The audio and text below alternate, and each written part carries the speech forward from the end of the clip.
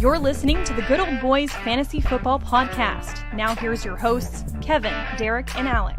Alrighty, welcome in, ladies and gentlemen, to another episode of the Good Old Boys Fantasy Football Podcast. I am Derek, and I'm joined, as always, by your co-hosts, Kevin and Alex. Gentlemen, how we doing?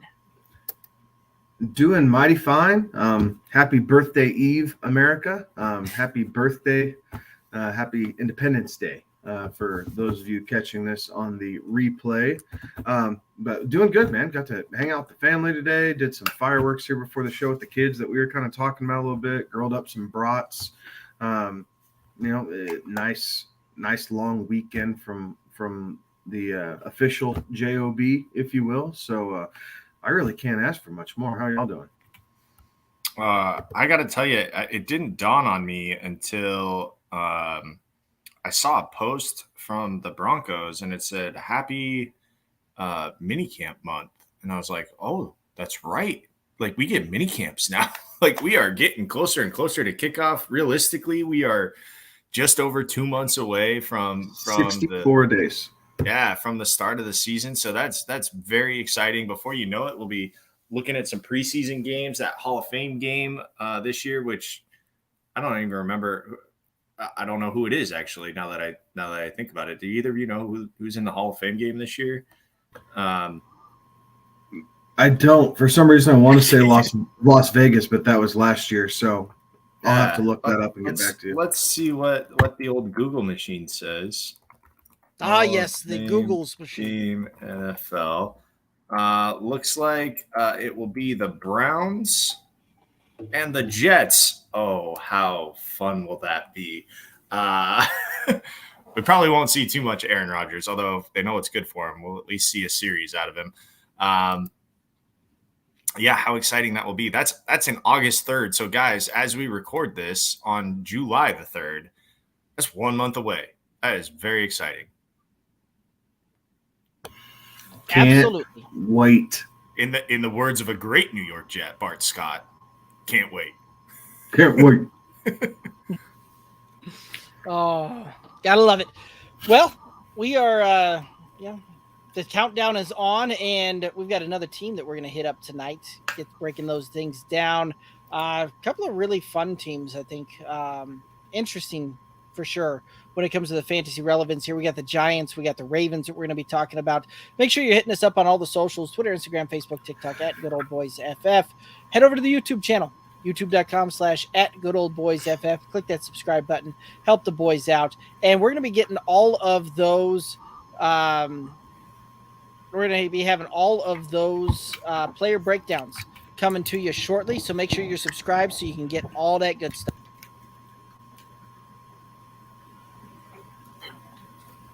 Yeah, looking forward to all of these player breakdowns that are coming your way, and YouTube will be the best place for you, especially as we get closer. Now that we're into to 1 month away from like actual football, you'll be getting closer and closer to draft day, and it'll be those will be a good resource for you. Again, I will say, look, this is July 3rd. We're not even 2/3 of a way done with the NFL, or close to 2/3 of a way done with these team breakdowns and those individual player breakdowns. And so a lot of what we said back in, May when we were doing this for some of those teams may not hold true as we're getting closer to August. So a grain of salt. We were doing those to bring you a show each and every week, despite it being the off season. So thank you for bearing with us. But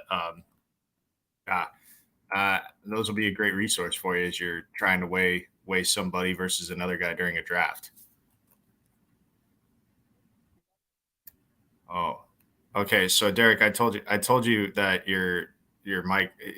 So we were hearing a weird hum. Here's a little inside baseball for everybody. We were hearing a weird hum coming from what I thought was Derek's microphone. So he tried to fix it, and in the process, now Derek, we can't hear you at all.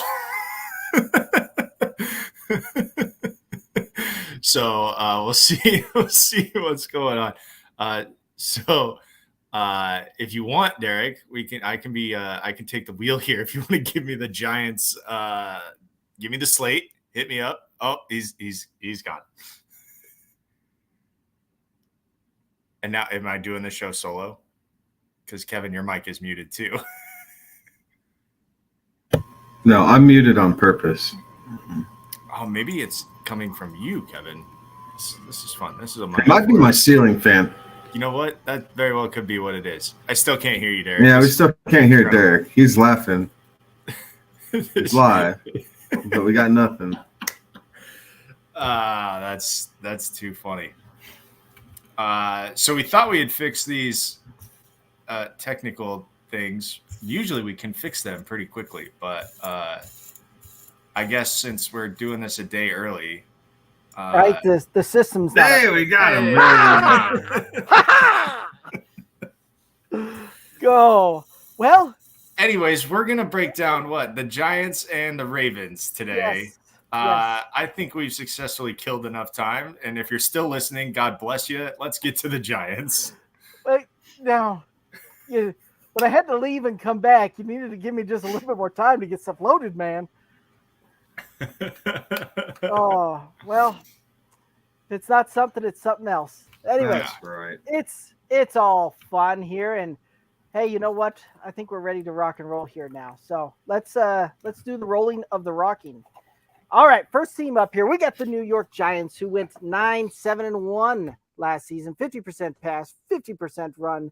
They were kind of right down the middle there. 16th in points for, 18th in yards for head coach Brian Daboll, the offensive coordinator Mike Kafka.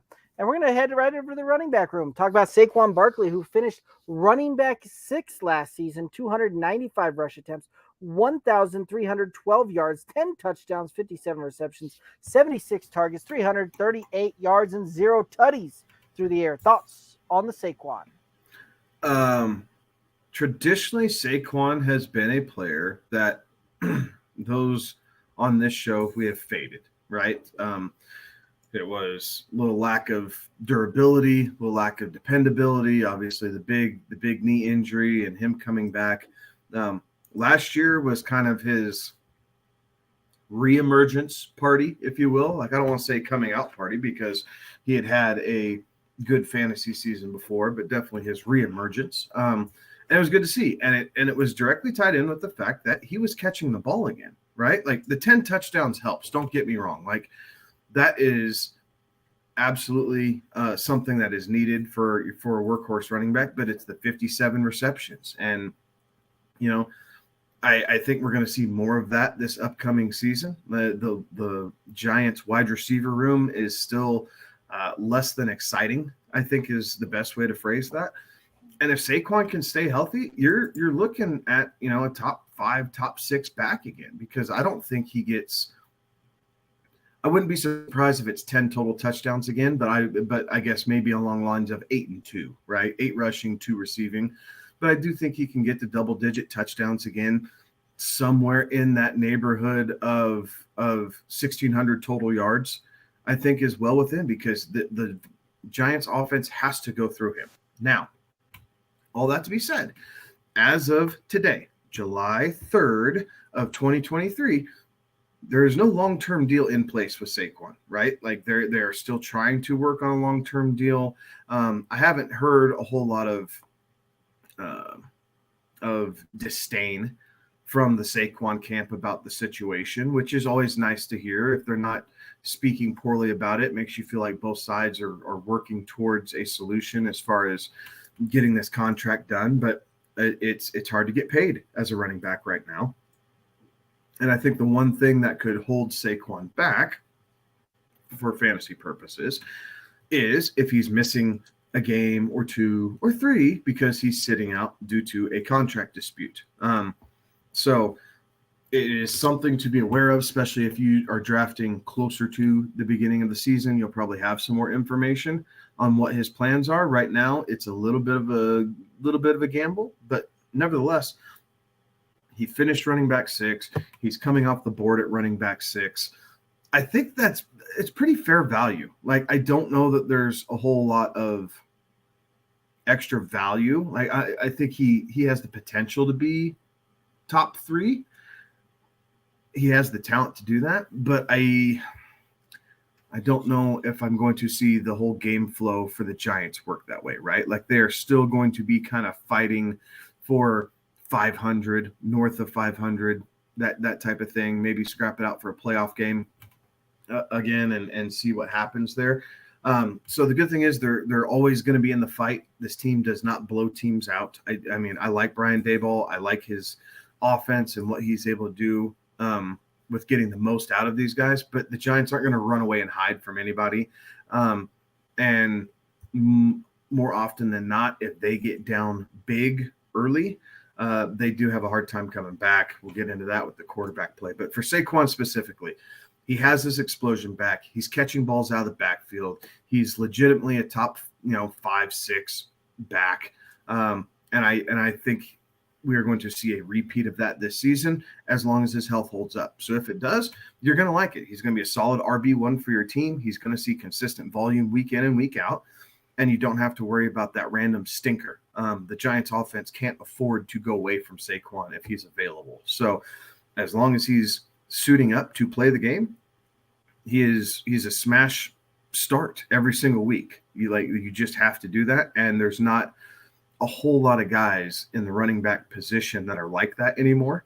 So that's where you kind of get some of that added bonus of drafting Saquon. So I have officially done the 180 and going from I'm not coming anywhere near this guy to, you know what, if it falls right and I'm picking in the second round and I can kind of get him right there, top end of the second round, and pair him up with either a really nice wide receiver or if I decide to go running back, and he's the second one, you can do a lot of interesting things to have Saquon in your mix, and I think it could all be successful for you. So, yes, from Kevin this season.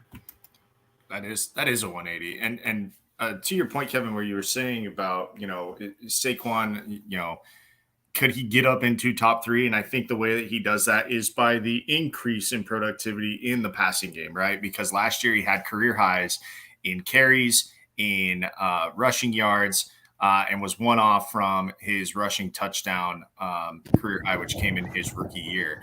But where he was not as effective from that rookie year, which was, hard to say, like your rookie year is your career year, but that's kind of how it has been for him, and he burst onto the scene there in 2018, but he was down pretty significantly in the receptions and targets. Right. And that's a change because of who was playing quarterback. Right. But that is also where, you can get a little bit more, of the points, and that would get him up into that top 3 conversation, right? So that's where I think is the way for him to get into that top 3. When I say he was down significantly, he had 91 catches his rookie season, and last year, which was a great season for him, he had 57 catches on 76 targets. So the efficiency was there, although he had 121 targets his rookie year and 4 touchdowns, did not find the end zone through the air last year. So that's where I think if that's where Saquon is going to elevate into that top 3, that's how he's going to have to do it. Because realistically, those running numbers, the 295 carries, the 1,300 yards,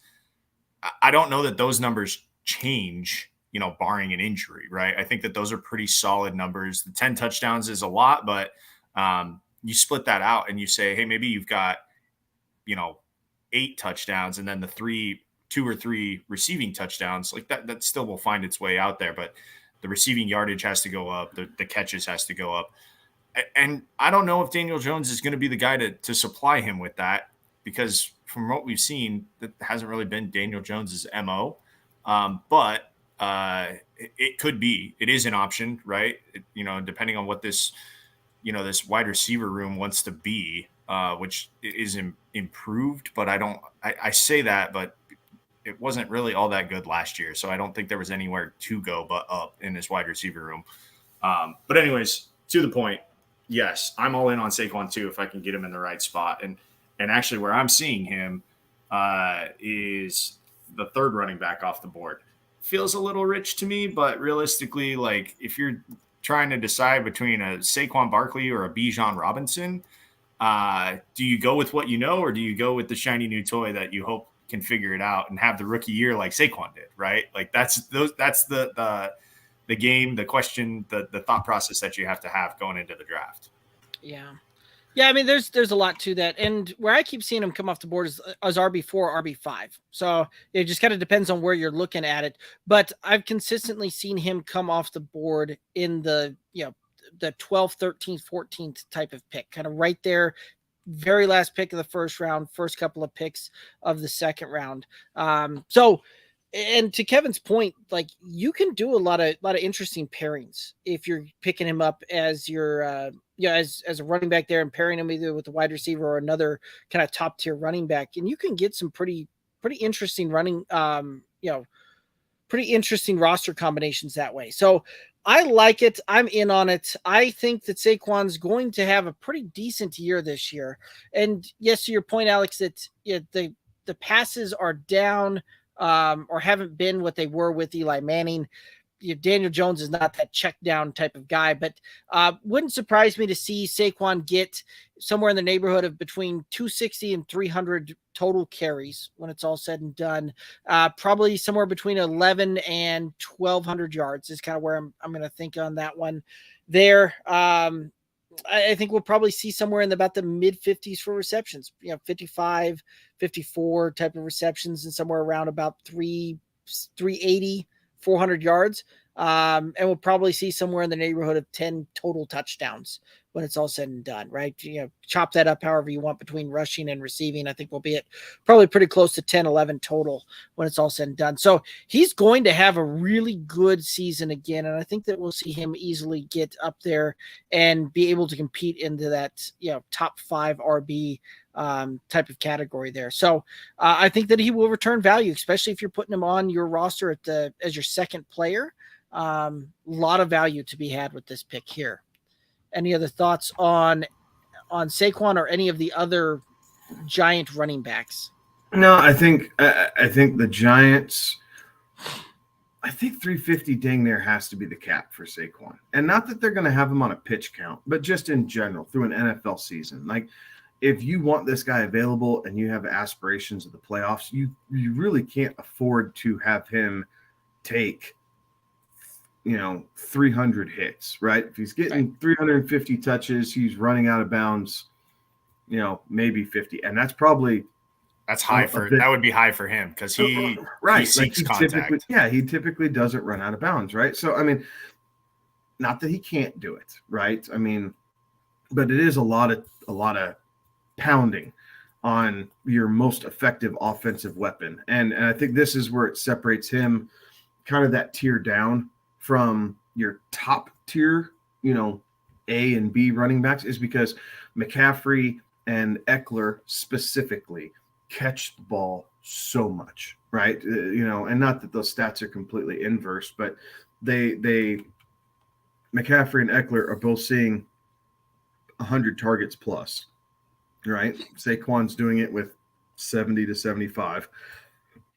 And not as much Eckler, but McCaffrey gets out of bounds a lot. Like, McCaffrey has learned that with those soft tissue injuries and everything, get out of bounds, live to fight another day, that type of thing. So I think that's why Saquon's probably capped at RB 3-4 as far as a ceiling goes, just because he doesn't see the amount of receiving work that your Christian McCaffrey or Austin Eckler do. Very true. Any other thoughts on Matt Breida or Eric Gray, or move on to the wide receiver room? Breida's a break glass in case of emergency guy, right? Like, they're not going to feature him in any way, I don't think. I think like Saquon is truly the bell cow, right, of the running back room. But Breida will get his run if something happens to Saquon. But I don't think he's worth a draft pick for you. He is a waiver wire watch and fab. He'll be a fab darling or a fab nightmare if Saquon gets hurt. Yeah, fair enough. Yeah, if deep leagues, I think, you go ahead and do that. And I say deep leagues, anything over 20 rounds. Anything over 20 rounds, that's kind of where you look at Matt Breida. If it's less than 20 rounds, I completely subscribe to the fact of he's not going to see the ball a whole lot. Let him sit on the waiver wire until you think you need him, or there's something or you have a bust in your lineup and you're just wanting to have your security blanket for Saquon on the roster. Like, there's nothing wrong with having that handcuff, but you can definitely wait till the last round of your draft or pick him up on the waiver wire if one of your guys busts out. Fair enough. All righty, let's head over to the wide receiver room, and Isaiah Hodgins is there.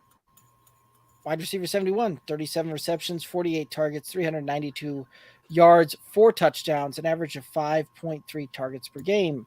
Thoughts on Isaiah Hodgins? I know one of these Giants wide receivers is going to take a step and going to be a value pick from where you got them. But man, oh man, is it kind of hard to judge on which one you think that guy is. I think Isaiah Hodgins is the guy I'm least likely to draft out of the New York Giants wide receiver room. I like Wan'Dale Robinson more. I like Parris Campbell more. So Sterling Shepard, I think I like more because when he's healthy, he does see a fair amount of target share. Like Sterling Shepard sees about 17% of the target share when he's healthy. Now, it's how is he going to be? I believe this is his age 31 season, if I'm not mistaken. So this is kind of the tipping point for wide receivers in a lot of cases. It's just some different areas. Isaiah Hodgins in a deep best ball draft. Yeah, I mean, someone has to break out. So, yeah, I would take a flyer on him in a deep best ball draft if he fell to me, but he is not a guy I am targeting, especially not reaching for in a redraft league. I'm kind of staying away from the aerial side of this offense outside of Saquon Barkley. Yeah, so they brought in a lot of mouths to feed after not having a lot of mouths to feed last year. So as it goes, Isaiah Hodgins is not the pass catcher that I am most interested in. I am interested in some of the others, but Hodgins is not it. Fair enough. This wide receiver room is going to be a tough one to try and, it's going to be one of those. Ultimately, I'm probably going to not draft any one of these guys, and most likely I won't have to. Isaiah Hodgins is coming off the board way late. 185 kind of overall, wide receiver 76. So that's in undrafted territory for most leagues. And I think at that point, that speaks to a lot of what you're going to see out of this, is that this is a nebulous situation. And when you have those nebulous situations in with a team in the wide receiver room specifically, it's one of those that you have a hard time necessarily getting that one right in the draft room. And luckily with this case is you don't necessarily have to draft any one of these guys. They will likely be sitting there on the waiver wire for you afterwards. So you can see how this offense is going to look and work. And maybe he's worth a flag on that one. And you can see how that kind of plays out there week one. But yeah, Isaiah Hodgins, not a guy that I'm going to be looking to put on my roster for redraft here. Darrius Slayton was wide receiver 83 last year, 46 receptions, 71 targets, 724 yards, 2 touchdowns, 5.5 targets per game. Thoughts on Darrius Slayton? Big time boomer bust. Like, he's another guy, if you're going to take a shot on him, you might as well have it be best ball. Other than that, you can pick him up off the waiver wire. So there's not a need to spend draft capital on him. Again, one of these guys has to pop. We've seen a highly productive season out of Darrius Slayton before. Most of that was via the deep ball.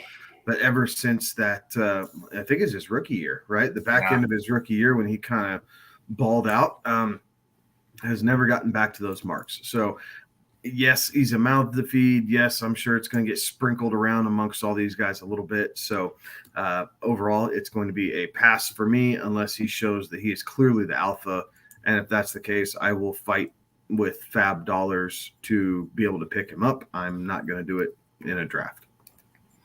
Yeah, Darrius Slayton, I mean, what you see is what you get basically with him. I mean, he's been pretty consistent with his catches on the targets that he's gotten, the yardage. I mean, one down year in 21 where he missed a couple games, and that probably hurt him. Maybe not,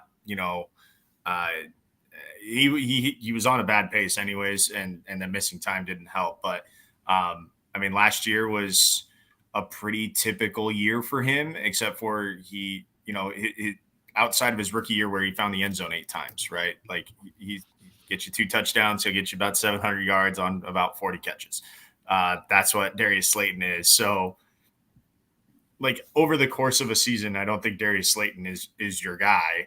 But as you were saying, Kevin, a best ball candidate for sure because of that deep threat that he may go off, one game or 2. But, over the course of the season, Darrius Slayton, he's not consistent enough to warrant a starting spot week in, week out.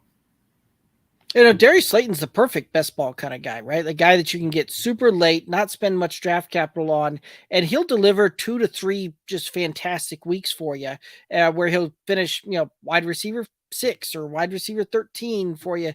And so he is really that guy that is the perfect best ball kind of wide receiver there, where a guy that you're going to pick up with the last pick of your best ball, and he'll give you 2-3 usable weeks for it. So in that format, sure, I'll take a shot on Darrius Slayton. Outside of that, I'm going to let him sit on the waiver wire and just kind of bide my time and ride that one out there. But it's not one of those that you're going to have to likely put him on your roster coming off the board at wide receiver 86, 216 overall. Yeah, he'll be there when the draft's or when the draft's finished. So not necessarily a guy I'm going to put on my redraft roster, but best ball is certainly a shot that I'll take on him.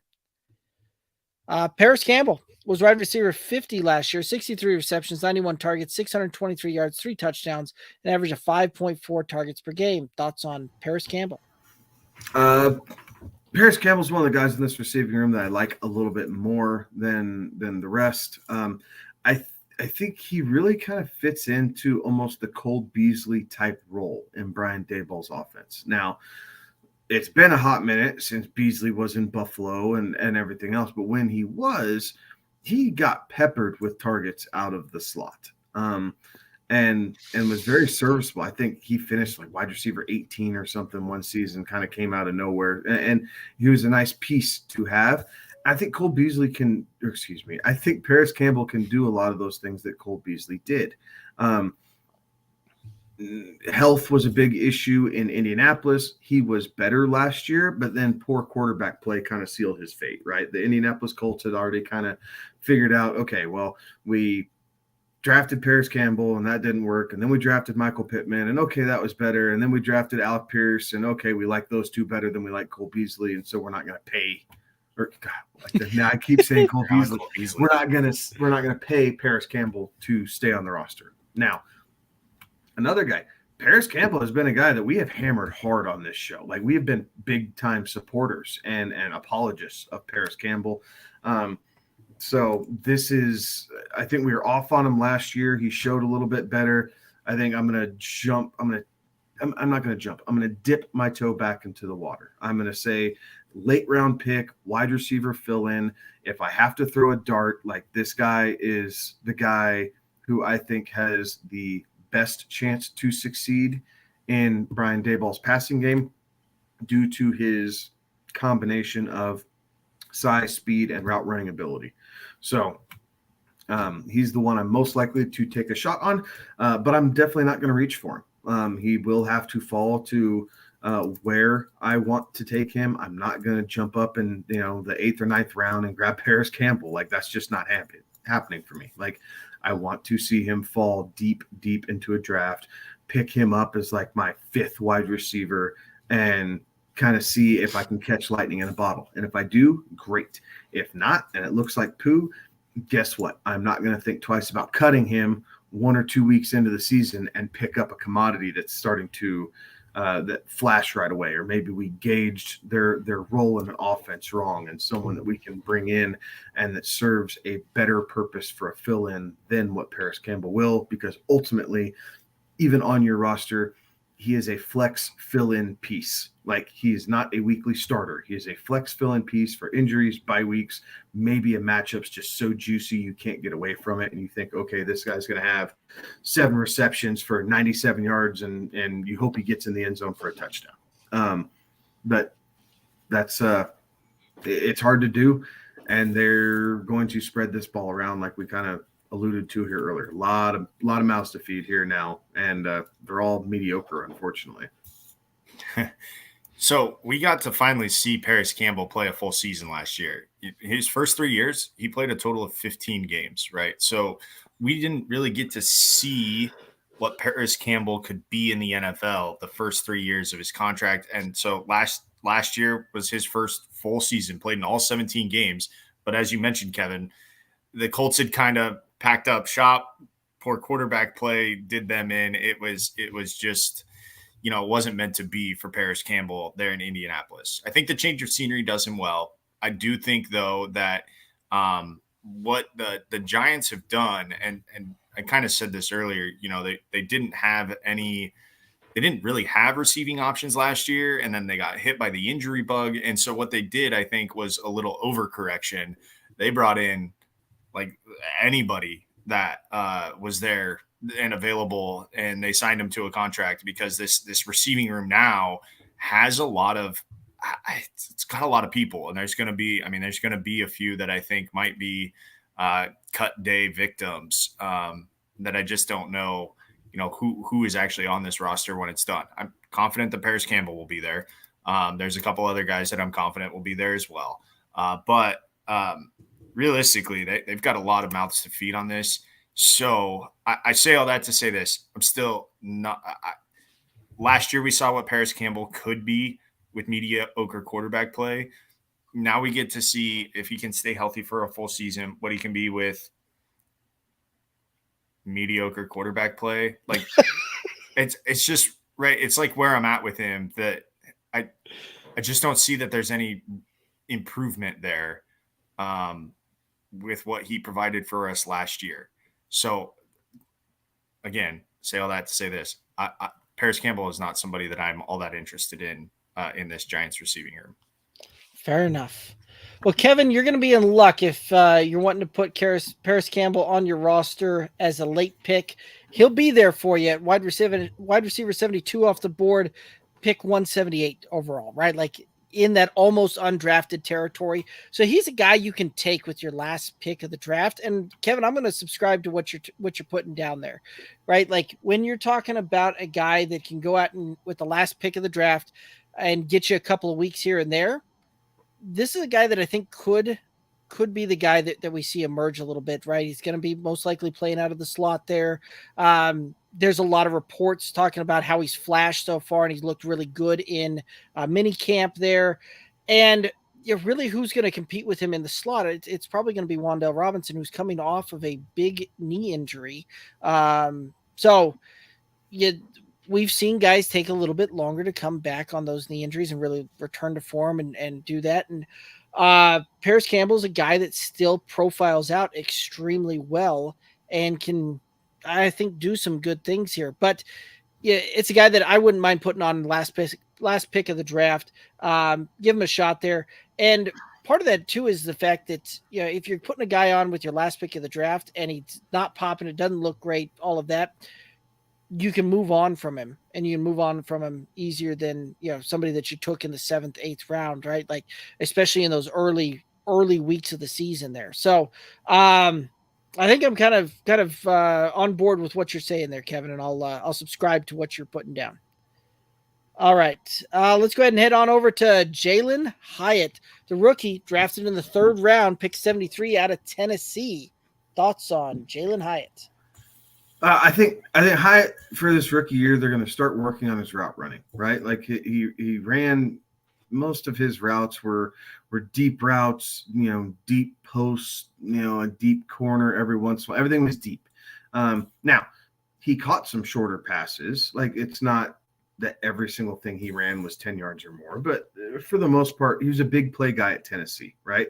I think he's going to be used as such to help spread the defense in New York this season, but I think they're going to continue to work on his route running to kind of help round him out, right? In a perfect world, they want Jalin Hyatt on the outside with someone, and then Parris Campbell and Wan'Dale Robinson, right? And like Derek alluded to, we'll touch on Wan'Dale here in a minute, but there is going to be It's going to be interesting to see how they use these guys for the flex. Jalin Hyatt can also step into the flex because of his speed, right? So that way you're not playing press coverage, and it allows him to get a free release and kind of use those wheels to get behind the defense. So that's part of what makes this offense very interesting is they have a lot of slot wide receivers.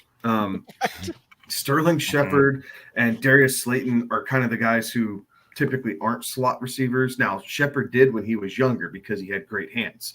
Now that he's older, you're trying to save him from over the middle big hits, right? Like the guy's head is unfortunately one big hit away from turning into like mush. And, unfortunately, just that's how it's gone for Shepard. So it'll be interesting to see what they do.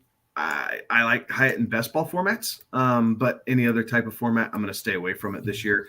I don't trust his role as a rookie in this offense. There's too many mouths to feed, and it's going to be too inconsistent to try and say, yes, this is going to be the week that Jalin Hyatt goes, 6 for 136 and 2 touchdowns because he gets behind a sleepy defense. I don't want to have to fight that headache. So rookie drafts in Dynasty, yeah, I'll take Jalin Hyatt, and I'll sit on him for this year. But truth be told, I like Cedric Tillman more out of Tennessee. Like if I had to pick a Tennessee wide receiver coming into the pros, I would rather have Cedric Tillman than Jalin Hyatt. Yeah, I think the play for Jalin Hyatt is to sit and wait in your dynasty leagues. I think in redraft leagues, it's going to be a tough ask to have him be a week in, week out guy. So he's a not this year player for me. Maybe next year, but not this year. Yeah, I would agree with I'm just going to say cosign on everything said there because I would agree with waiting on Jalin Hyatt. Wan'Dale Robinson, wide receiver, 118 last year, 23 receptions, 31 targets, 227 yards, 1 touchdown, 5.2 targets per game on average. Thoughts on Wan'Dale Robinson? Started off the year hurt, right? Got some action, then got dinged up again when he was able to kind of quote unquote break out, right? Like everything had kind of fallen his way. Kadarius Toney had been shipped off. Sterling Shepard had been knocked out. Darrius Slayton was abysmal. They were pulling guys off the scrap heap in Kenny New Golladay. York. Kenny Golladay, right? Another guy who is, basically stealing money from the Giants. So briefly had an opportunity and got nicked up, right? Unfortunately, but that was kind of the epitome of the Giants wide receiver room last year. So Wan'Dale Robinson's a guy that I'm probably going to flag. Like, I don't know that I'm going to actively draft him, but I think he would be the other guy that I would flag this season, just to see what his target share is going to look like here for the first couple games. I don't know that I'm going to actively chase after him. But I do want to keep an eye on it and monitor it. So slot guy could play outside. Same thing with Parris Campbell. But again, a lot of mouths to feed in the slot. It's almost like a poor man's Kansas City Chiefs offense, right? Where they have all these different guys and we're just going to have the quarterback spread it out. And by the time the season's over, you're going to have 4 or 5 guys all with 45 to 55 catches. And you're going to try and bank on touchdowns to separate them. This offense, I more often than not, I'm just going to pass on it, right? We said it in running backs, unless it's Saquon, last round of the draft, maybe take a flyer on Parris Campbell, maybe Wan'Dale, just to see if you can catch lightning in a bottle. But outside of that, guys, it's going to be too hard to predict. It just is. And anybody who says differently, I will challenge their truthfulness, because so many of these guys are damn near the exact same player. Like, it's just who's the hot hand, who's Daniel Jones going to find, or is Daniel Jones, instead of taking that short pass to drop off to one of these guys if they're running a quick out or a little slant, is he just going to scramble and use his legs, right? Because and we'll touch on that here in a moment. But all these uncertainties, this offense in the passing game it's not sexy. It's not a clear 1, 2, 3. Like, all these guys could all end up with 13% target share. Like, I mean, 10% target share, whatever that is, right? 5-6 targets a game is what all these guys were getting, basically. Completely spread out. And I don't know. What's the word I want to look for? I don't know if the juice is worth the squeeze with the receivers in this offense. Yeah, and this is a point I probably should have made, before we got into the wide receiver room, but there were 16 players last year for the Giants that recorded a reception. Like, I don't know that that's abnormally high, but 16, there were 8 wide receivers that recorded a reception last year on this team. And the guy who led them in receptions and targets, the guy who led the team in receptions and targets was Saquon Barkley, right? Like, so it was a running back that led the team in receptions and targets. So Daniel Jones has got to figure out a way to, I don't know that he's got to figure out a way to key in on somebody, but until he can prove that somebody can be a top dog in this offense, it's going to be tough to really take any of these wide receivers and expect them to have a consistent, good week in and week out. Because like you said, Kevin, it's that 10%, 15% target share at the end of the season that's going to be really difficult and really frustrating, I think, as a fantasy owner, because you just want to see somebody break out, and I'm not sure that anybody really will. Yeah. This is one of those that you've just got the, we always kind of talk about the running back by committee and it cannibalizing each other. And that's that concept at play just in the wide receiver room right here, right? When you've got the nebulous situation where seemingly nobody's kind of, standing out there. This is not one of those that I'm actively looking to really draft any of these guys, beside what we've already talked about there with the last pick of the draft type of thing, just to see how that shakes out there. But no, this is going to be a tough one to try and really, get behind this wide receiver room. So I'm pretty well just out. All right, let's go ahead and move on to the tight ends. Darren Waller came over in a trade during the offseason. Tight end 24, 28 receptions, 43 targets, 388 yards, 3 touchdowns, an average of 4.8 targets per game. Thoughts on Darren Waller? So I like Darren Waller in this offense because he is completely different than anything else they have. Mm-hmm. He is a big-bodied, sure-handed mismatch to either play in line or spread out wide in the slot. Again, another potential slot player. But his ability to catch the football, he's a pretty good blocker, so I think that helps out Saquon to some degree. But more realistically, they brought him in to do a lot of what he was doing in Oakland/Las Vegas, and that is catch the ball, be able to get open on routes, be able to feed him, 7-8 targets a game if you need to, and have the offense run through him in the passing game. So when it's all said and done with, it wouldn't surprise me if he was, second on the team in targets, maybe first. But typically you don't see that anymore. But it wouldn't surprise me if he was second on the team in targets. It also wouldn't surprise me if he was kind of second on the team in average depth per target, right? As you have a lot of these slot guys running underneath, let him actually get over the top and put pressure on the safeties as a big-bodied mismatch. So I like what this can do. Kind of getting a fresh start. Never felt like he was consistently utilized the way he needed to be in Las Vegas, although Derek Carr did like to throw him the ball. It just seemed like game script took him out of the offense more often than not. And there would be weeks at a time where you forgot about who Darren Waller was. And then I would go up against him in our home league, and he would absolutely wreck house against me damn near every time. He was the best against you. Oh my gosh. So I like Darren Waller. I don't like going against him, but I like Darren Waller. I like what his possibility is in this offense and truly being a sure-handed big body target, right? Just something completely different than what Daniel Jones has in any of his wide receiver companions. So at this point, And what is Waller going off? Is he going off at tight end 8? I will look that up. I got him 6, 77 Okay. overall. Tight end 7 Yeah, is what I in see. that- So 6, 7.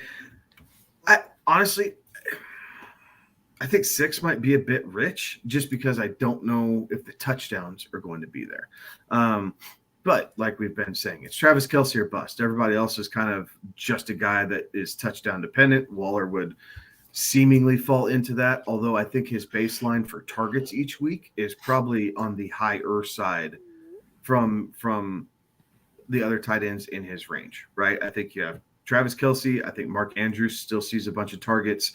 And then really Hawkinson, then Waller. Like those might be the top 4 target getters out of the tight end position here this year. So, depending on what you see, what you like, maybe 6 isn't a bad idea because as long as he's healthy, he will see, 6 targets a week playing in this offense. And there's a lot of tight ends that you're drafting that you're hoping they see, 4 a week and can catch 3 of them in a touchdown to help make them relevant. Yeah, I think so. Here's what the issue has been with Darren Waller, right? Was the last year in Oakland in 2019, the first year in Las Vegas in 2020, he was utilized. He was the option there for the Raiders. He had 90 receptions in 2019, 107 receptions in 2020, 1,100 yards, almost 1,200 yards there in 2020. And then he couldn't stay healthy, right? He missed time in 21. The receptions were down, the targets were down, the yards were down, the touchdowns were down. And kind of the same story, even less in last year there. And then it was just all kind of a cluster there in Las Vegas, as sometimes it is in Las Vegas outside of the football stadium. But if Darren Waller can stay healthy and can play the whole season, do I think that he gets to 1,200 yards receiving? No, because I think that there's more options for Daniel Jones to throw the football to.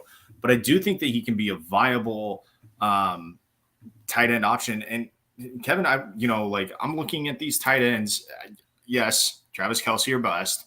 But there's nothing to tell me that, Darren Waller could finish in that top 3 conversation, right? He can be there right outside in that Hawkinson, Kittle, Pitts, Waller, Goddard, right? One of those guys has to finish 3rd. It could very easily be Waller if he finds the end zone more times than those other guys do, which is, saying that about anybody. But I like the ability for him to catch the football. The Giants went out and targeted this guy to go get him, to bring him in as a different style of receiver. And I hope that Daniel Jones can recognize his strengths and can put him in the end zone a few times. And that would very easily put him in that tight end 3 category. So to give you more ammunition, because I like what you're saying, to give you more ammunition for your argument, he came from Kansas City. Let's think about this for a second. And I had to go back and I was looking at this when you're talking. He started out in 2017 as Kansas City's offensive quality control coach. And then he was a quarterbacks coach, which makes sense because he played quarterback at Northwestern. And then he was the passing game coordinator in Kansas City before he came to the Giants. So he has spent a lot of time with Travis Kelce. He has spent a lot of time with Andy Reid and devising these offensive game plans. And now Brian Daboll, who's another good offensive mind. So now you have Darren Waller added in there, and you're taking what he learned from Andy Reid and Travis Kelce, and now you have Daboll there. So I think you're right. Now that I'm talking about this, I think that you are absolutely right. Someone's got to finish 3rd, and Waller could potentially be that guy. I don't know that I'm quite there yet, but I could see a path to get there.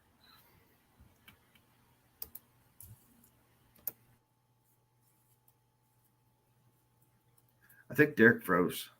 He's not blinking. that or he's just really suspicious of the point that we're trying to make.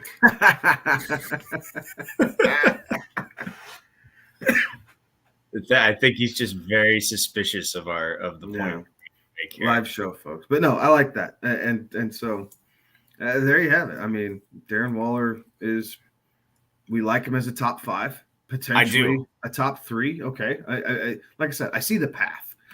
Yeah. I think Hawkinson's going to eventually be there just because I think that passing game is just a little bit better. And and Kirk Cousins' ability to support a tight end is probably better than Daniel Jones's ability. The weapons just keep the pressure off, right? Like you can't you can't drop a safety and a linebacker on TJ Hawkinson, because then you're giving up the single coverage to Justin Jefferson, right? Jordan Addison, who knows what that's going to look like or whatnot. But he's clearly the guy we like the most in this New York Giants offense in the passing game, right? Yes. So it's Saquon, Darren Waller, and then everybody else. Be done with right? it. Like, turn away from the Giants. Just move on. Go to somewhere else in your draft board. After those 2 are gone, just cut your losses and be done with it. No, absolutely. So this is the problem, because Derek had these slides, and when he's out, I can't get to his slides. Yeah, I don't think I can get to him either. But we could move on if you'd like, because I might have. Hang on 1 second. I can't show you the slide, but I can at least read it to you. So let's move on to the quarterback room, and that is Daniel Jones, who finished QB number 9 last year, 317 completions on 472 attempts, 67% completion percentage, 3,200 yards, 15 touchdowns, 5 interceptions, and got those bonus yards, such as how he finished QB number 9, 120 runs, 708 yards, and 7 rushing touchdowns. Kevin, your thoughts on Daniel Jones? If his rushing ability stays intact, then I like his ability to kind of be that sneaky back end of QB1 again, right? And it is because of his rushing attack. It's not that he wows us with his arms. There was a lot of games where he was under 225 yards passing, but the fact that he could get you 80 yards rushing, and that he's not afraid to run the ball in when they're in the red zone, it makes it easy for a second quarterback, right? Daniel Jones is not going to be anybody's first choice, but it's not a bad option. In like super flex leagues, Daniel Jones isn't a bad second quarterback. Or if you're taking a risk on Anthony Richardson, right? Like he's kind of I'm not going to say it, he's the heir apparent to the next big thing at quarterback because of his rushing and passing ability. So it does help when there we go. It does help that his rushing ability could put him over the edge there. So 11, 12 again, I think you can see that from Daniel Jones. You'd like to see a little bit more efficiency out of the passing game, for sure. But his rushing ability and the fact that he will scramble for yards and he's not just going to throw the ball away helps make up some of that difference. But you sure would like to see him, average 230, 235 yards passing each game, with 1.5 touchdowns or something like that, somewhere to get you. Like you want 25 passing touchdowns. You want somewhere in the neighborhood of, 3,600 yards passing and another 700 yards rushing, right? Like just over 4,000 total yards for Daniel Jones. And I think that's a success. I think 700 might be a stretch rushing. I think it was a career year for him last year, with everything except for passing touchdowns. But it was a career year for him, in terms of completions, in terms of his completion percentage. He took a big jump up, and passing yards. The touchdown numbers, again, I think that was maybe more of a product of the fact that he just didn't have consistent wide receiver play around him.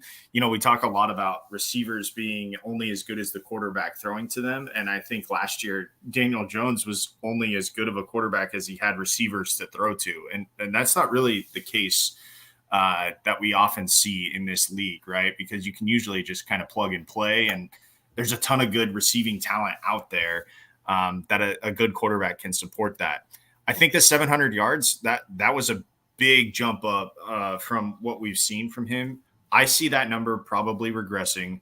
I think you bring in a Darren Waller to maybe protect a Daniel Jones a little bit more from having to do that.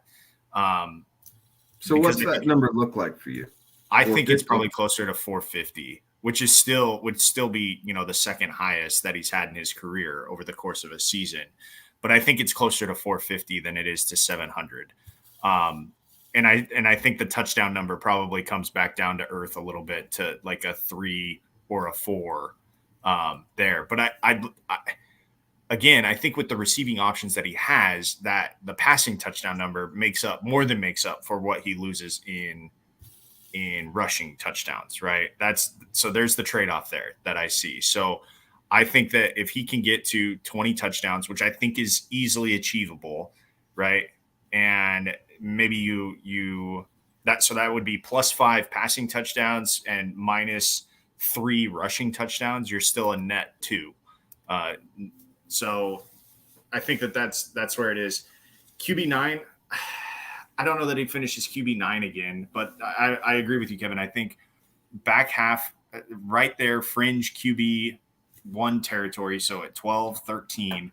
And if he's your second quarterback in a 2-quarterback league and he's finishing at 12 or 13, you'd have to feel really good about, you know, where you're at, considering that your second quarterback is still in QB1 territory.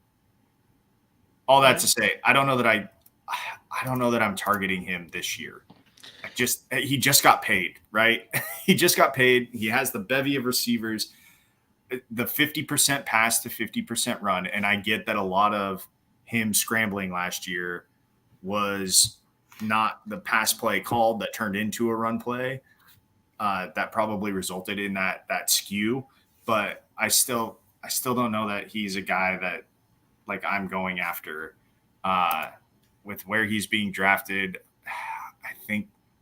I think I'd be more comfortable with, say, like a Kirk Cousins who's going just in front of him or right around him, a Tua who's going around him. But what about Geno? So Geno's going a little bit. He's going about a round later, right? So, but I think I like Geno. And pass, would you rather have Geno, Aaron Rodgers, Jared Goff? Wilson, I think I would rather take Geno given the upgrades that they've made at receiver there. And I'm not saying you're wrong. I like his weapons more than I like Daniel Jones, right? Yeah. Right. I get that. Quite frankly, if I'm going to pivot there, then I'm probably going to wait and I'm going to look at Jared Goff. Maybe Aaron Rodgers, maybe. Just depending on the league and everything else, like see if he has a swan song in him. But I'm probably going to wait to go to Jared Goff and see what you can do there. Fair enough. Alex, I don't know that we see him regress all the way down to 450. I think that there's still 600 plus rushing yards in this guy this year. Brian Dable and that offense likes to have a quarterback that runs the ball and likes to keep that as a weapon there. Daniel Jones can certainly run and he's quick, right? Like he's got a little wiggle to him. So not going to surprise me if we see this guy get close to about 100 rush attempts, maybe even a little bit more, and 600 plus yards on the ground. I think you'll probably also see him take a little bit step forward through the passing touchdowns on that as well. I think we see him take a couple more there. I think you're right. I think we do see the rushing touchdowns come down there a little bit, but again, not going to surprise me if we see him. We look up at the end of the season, we see him with 22, 23 total touchdowns between his rushing work and his passing work there. I could see him getting to around that number there.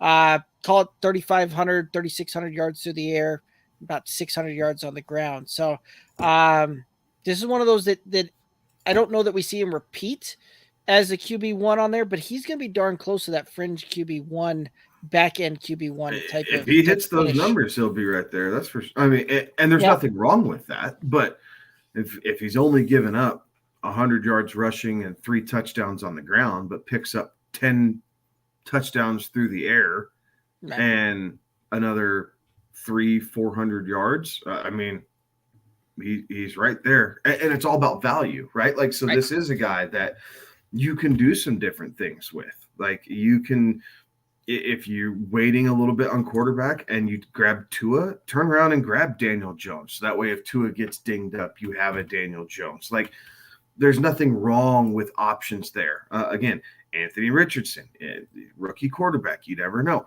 Go ahead and grab Daniel Jones to back him up. Like, he's going to be available and kind of put in that situation. And yeah, you have to double tap quarterback a little bit earlier than you like in most cases, but you've made up for that because while everyone else was grabbing Lamar and Burrow and Herbert and Mahomes and those guys, you're filling in with skill position players. So it's a sneaky play, right? But it's a value play. And if the value is going to be there, regardless of whether you think he's finishing 12, 11, all the way up to 9 and touching that again, if he's coming off the board at 13, 14, 15, as far as quarterbacks drafted, the built-in value is already there. Everything else is gravy from that point. Right. So I like it. I say all of that to say I think he's going to have a really good season, but I don't know. It's call it some bias in the past. There's other quarterbacks going later than him that I'd still rather go. Like, I think he's going to have a great season. I think he's going to do really well. I just know that when I get onto the clock and I'm staring that pick down, there's a good chance that I'm going to pivot somewhere else. Okay, take the name out of it, though, right? I know. I tell about that all the time. Take the name out of it and look at the numbers. Are you going to draft those numbers? That's just it. It's the name or the numbers, because I think there's a lot of us here, and I don't think I'm speaking out of line here, but I guess I'll just put it to you guys. Would you rather have Daniel Jones or Russell Wilson? Jones. I'll take because he'll run. I'm taking Jones because he will use his legs. You make a good point there. If Russ doesn't get to about 500 yards on the ground, 400 or 500 yards, which I don't know that we'll see him get up there. Does. Yeah. That puts him kind of firmly in QB2 range, whereas Daniel Jones does have the upside. All right. Russ will have to throw at least 28 touchdown passes. Right. To be there. And we're talking plausible. Probably not probable. No. 28 touchdown passes and 4,400 yards out of Russ. I don't think that's coming. Yeah, I think that's the absolute ceiling for him. Yeah, and I'm not. And I don't want. Yeah, I don't want to draft somebody for an absolute ceiling shot on that when the floor on somebody else is safer. So you make some good points there, Kevin, and begrudgingly, I think I'm going to say Daniel Jones. So it's that's the advice. That's the advice, right? For Daniel Jones. Take the name out of it. Look at the numbers. Yep. Like that's what you have to do with Daniel Jones. Just take the name out of it, look at the numbers, and you'll be where you need to be. Yeah, that's fair.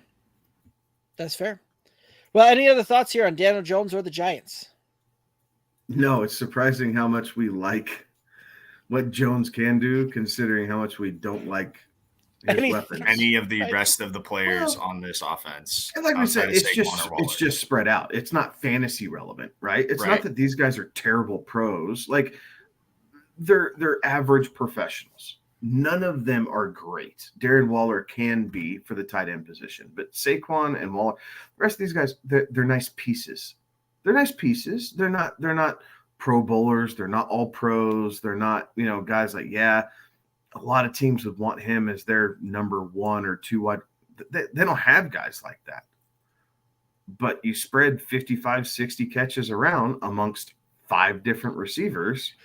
And guess what? There's 250 completions just without even thinking about it. And then you add another 50 from Saquon, and you add another 80 from Waller, and there's your 320 completions right there.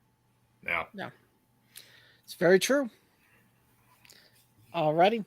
Well, let's go ahead and head on over to the Baltimore Ravens, who finished 10-7 last year, 48% pass, 52% run, ranked 19th in points for, 16th in yards for. Head coach John Harbaugh, offensive coordinator Todd Monken. And we're going to go ahead and start in the running back room. J.K. Dobbins finished running back 48 last year, 92 rush attempts, 520 yards, 2 tutties, 7 receptions, 8 targets, 42 yards, and 1 touchdown through the air. Thoughts on J.K. Dobbins? I like Dobbins this season a lot.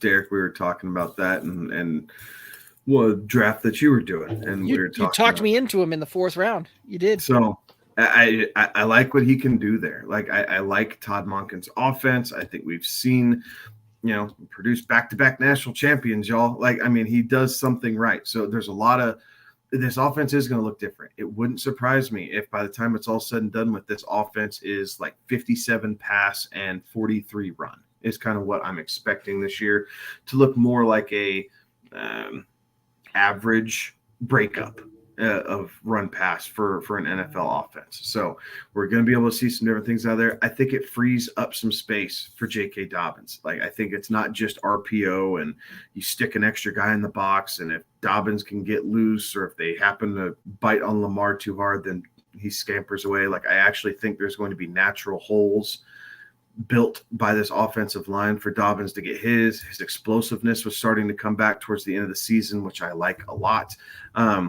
And right, wrong, or different, this guy's wanting to get paid, right? Like Dobbins is wanting to get paid. So we like guys who are getting to that and want to get paid. He wants to prove something coming back from, a year and a half removed from a knee injury. And what they're going to be doing here in Baltimore is going to look different. So I like Dobbins. I like him best as my second running back.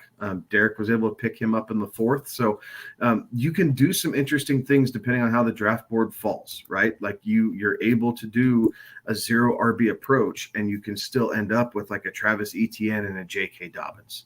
Or you can go J.K. Dobbins, and if you're a believer, you could go Cam Akers, right? And go Cam Akers in the 6th, right? And do some different things with a 0 RB approach. There's Miles Sanders out there who's in that area, Aaron Jones.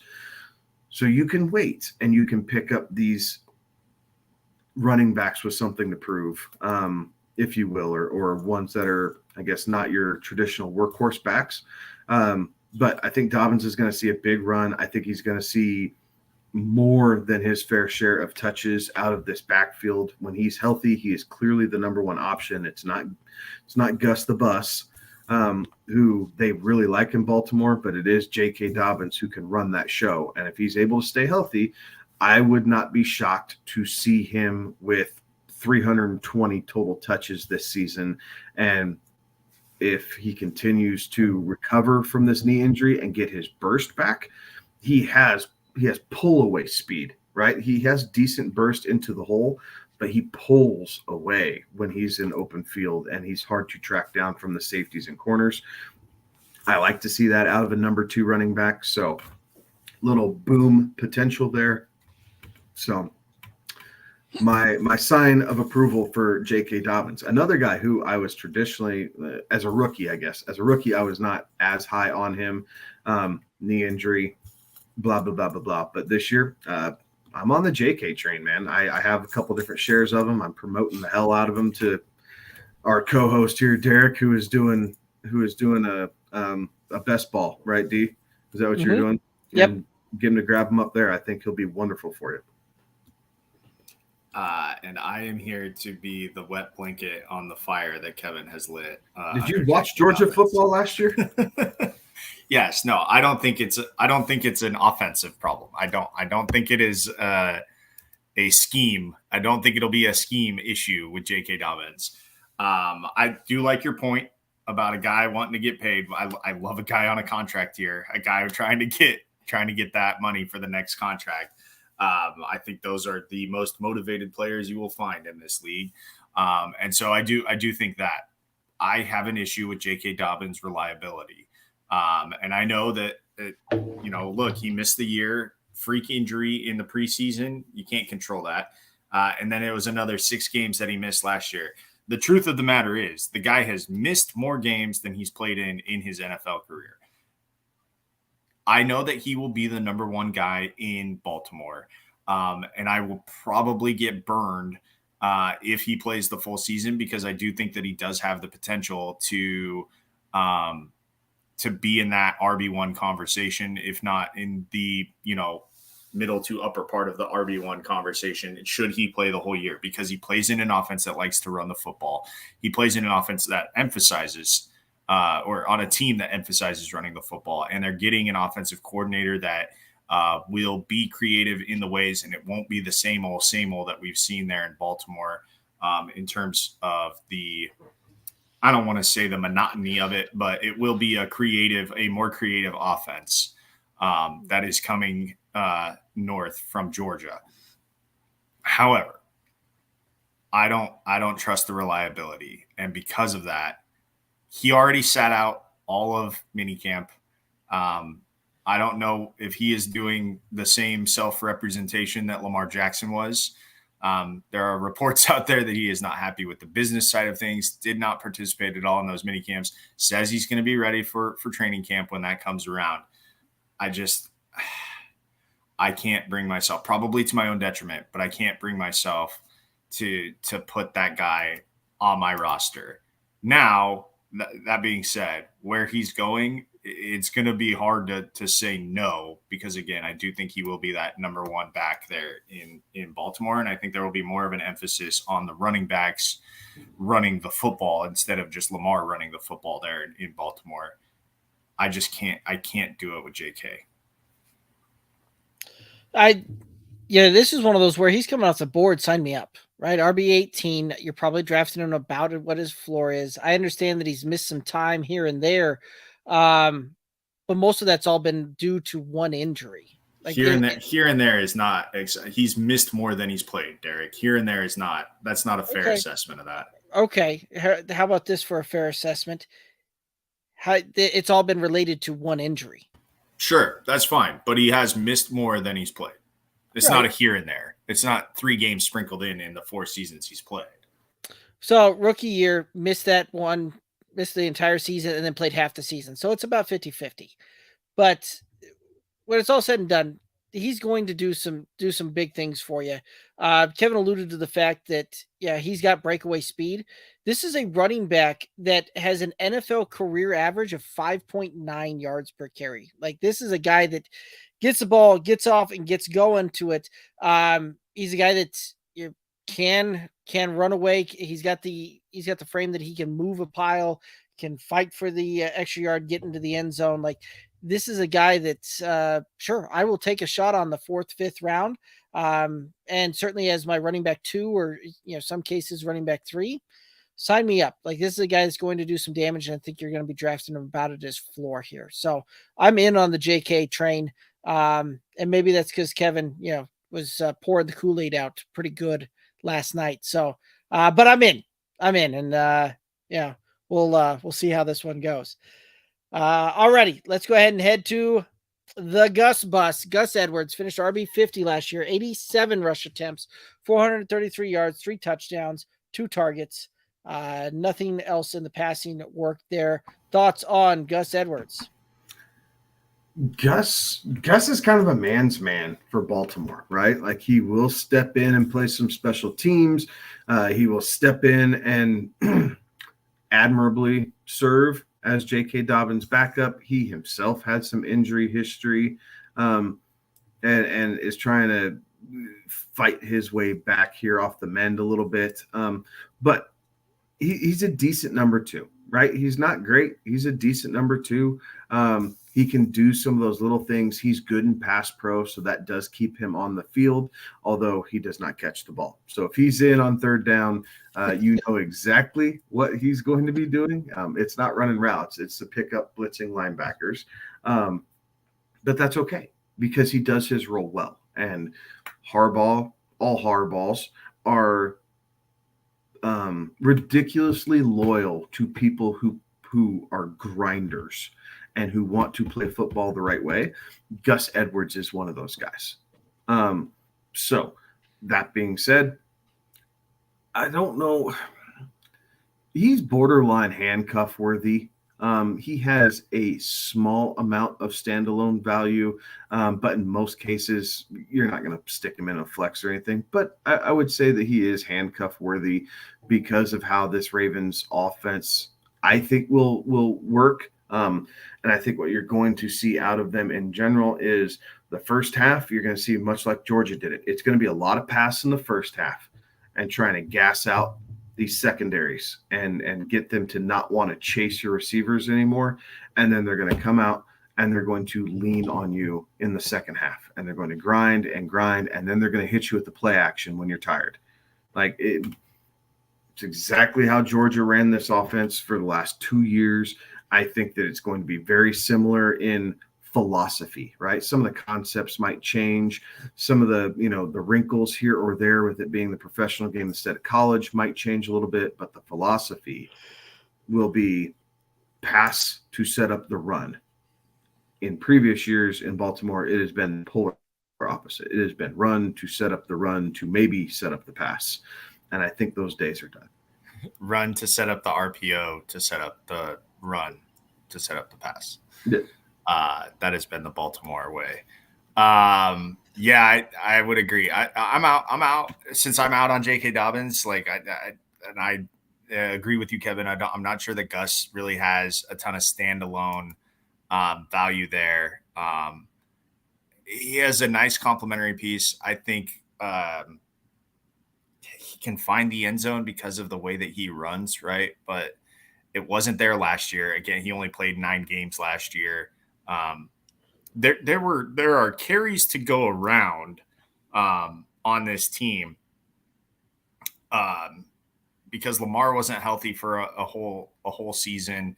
Dobbins obviously wasn't healthy for the full season, and Gus wasn't healthy for the full season. So Lamar was healthy. He made a business decision. That's fair. Well, he only played in 12 games. He might have been hurt. He was not injured, and he made a business decision. That's fair. He played in 12 games. That's how I'll phrase that. He may not have been injured, but he only participated in 12 of the team's games and didn't participate in the playoff game that they had. So I think because I'm out on Dobbins, I'm not sure that I am going to really be clocking Gus either. And with where he's going, it's pretty deep down there that you don't really have to worry too much. I mean, he's going in like the 200s. So that's what, 18th, 19th round. Like, you're not going to spend a ton of capital on him. He probably returns a little bit higher than where he's going, but realistically at that point, it is a value, but I don't know that it's a week in, week out value. Correct. Yeah, Gus. He's one of the cheapest pure handcuffs that you will find, though. Yep. Last pick of the draft, you put him on there, way you go, right? I'll tell you this: I'll draft Gus Edwards over Isaiah Hodgins, right? And they're going right about the same deal. We just spent for some sure. time. Yeah. So if I've got J.K. Dobbins, I'm putting Gus Edwards on as a handcuff. Last pick, away we go, and we'll move on there. Would you rather have Gus or Matt Breida? Now that is a very interesting one, right? We're talking number 2 guys. Yeah, there should clearly be a 1 with, and just so happens both these teams are the teams we talked about tonight, right? But Saquon and JK are clearly the number 1s on this team. Neither one, Breida or Gus Edwards, receive the ball overly well. Matt Breida does a better job, though. Right. But if the you Giants had to also draft have a handcuff, right? Which handcuff would you be more comfortable taking? I'm taking Gus Bus because I know that he'll at least get some run. Matt Breida, wouldn't surprise me if Eric Gray actually gets some work if Saquon goes down, and I think Eric Gray would take almost all of the passing work. He's a sure-handed back. So in that scenario, I'm going to go with the Gus Bus.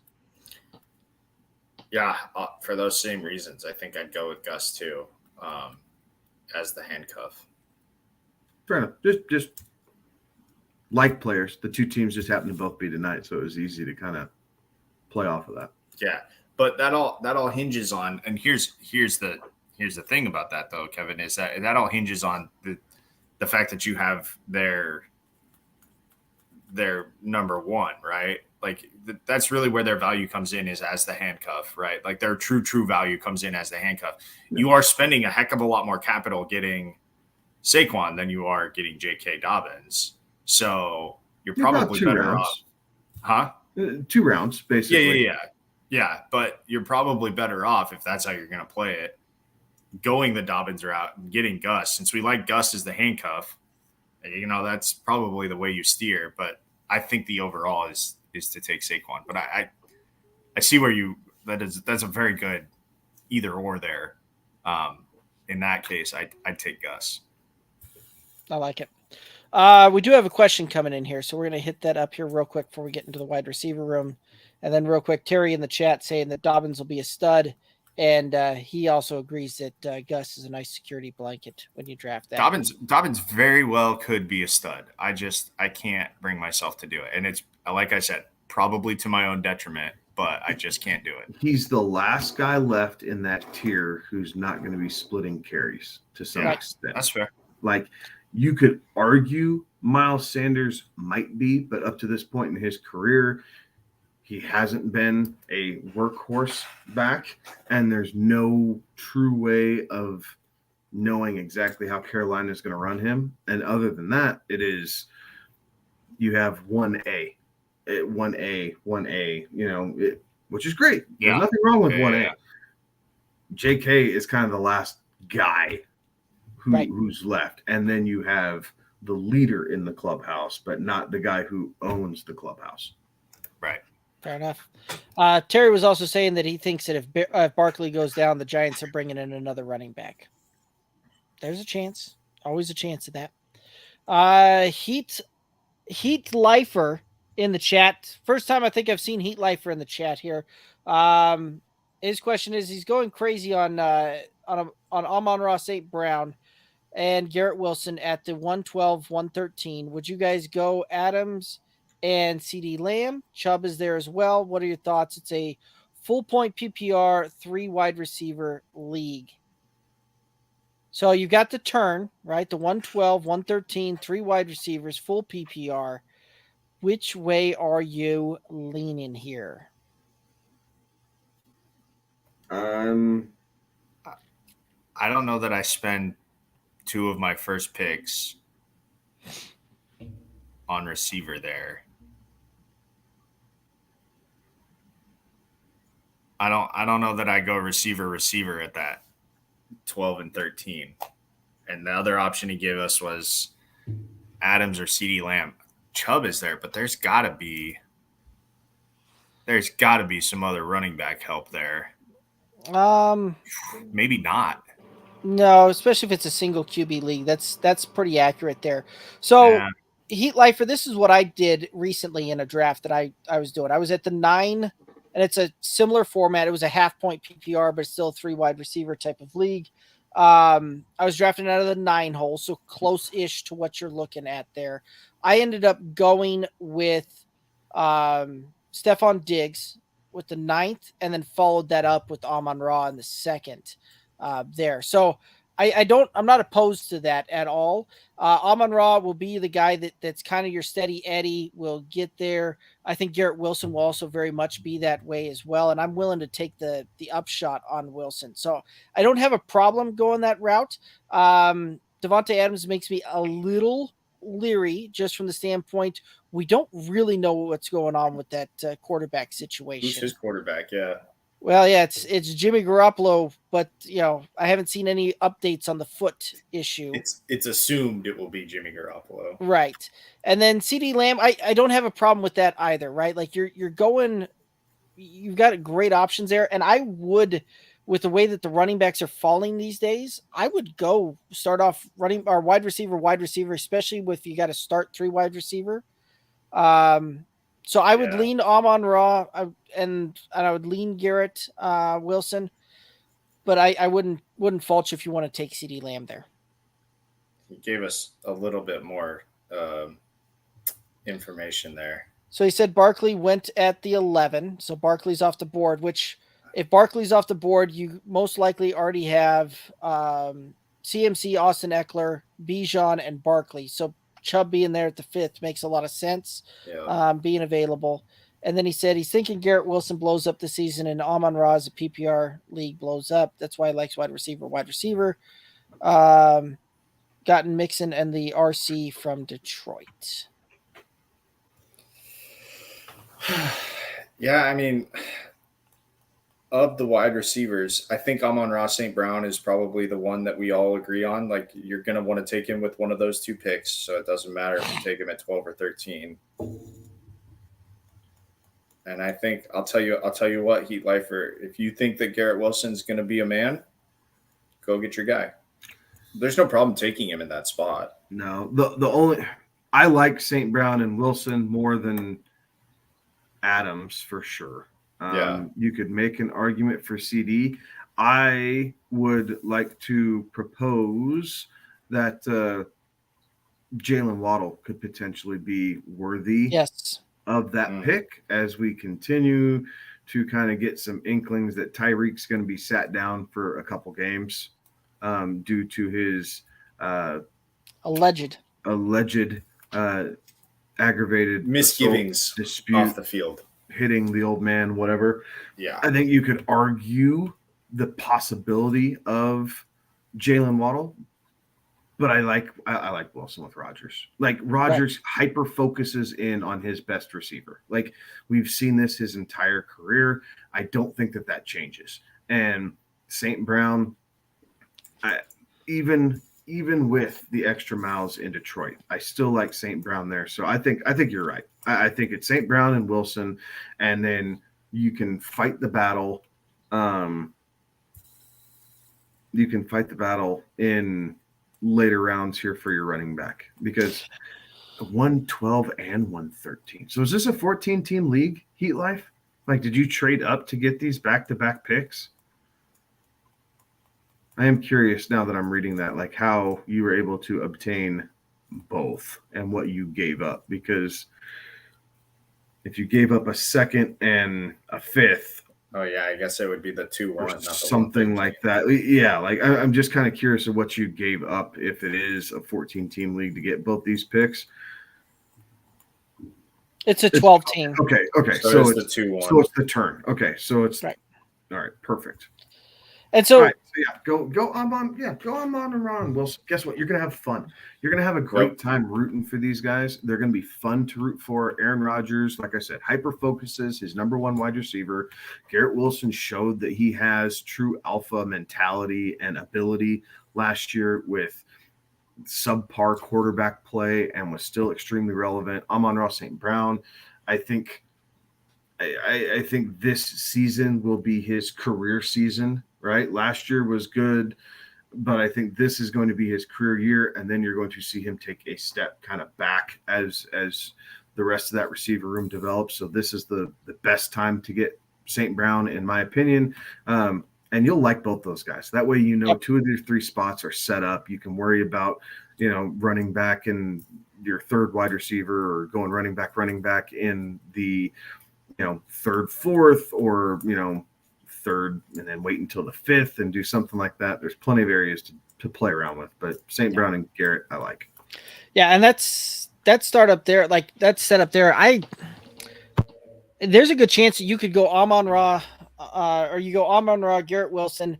You pick up a guy like ETN in the 3rd.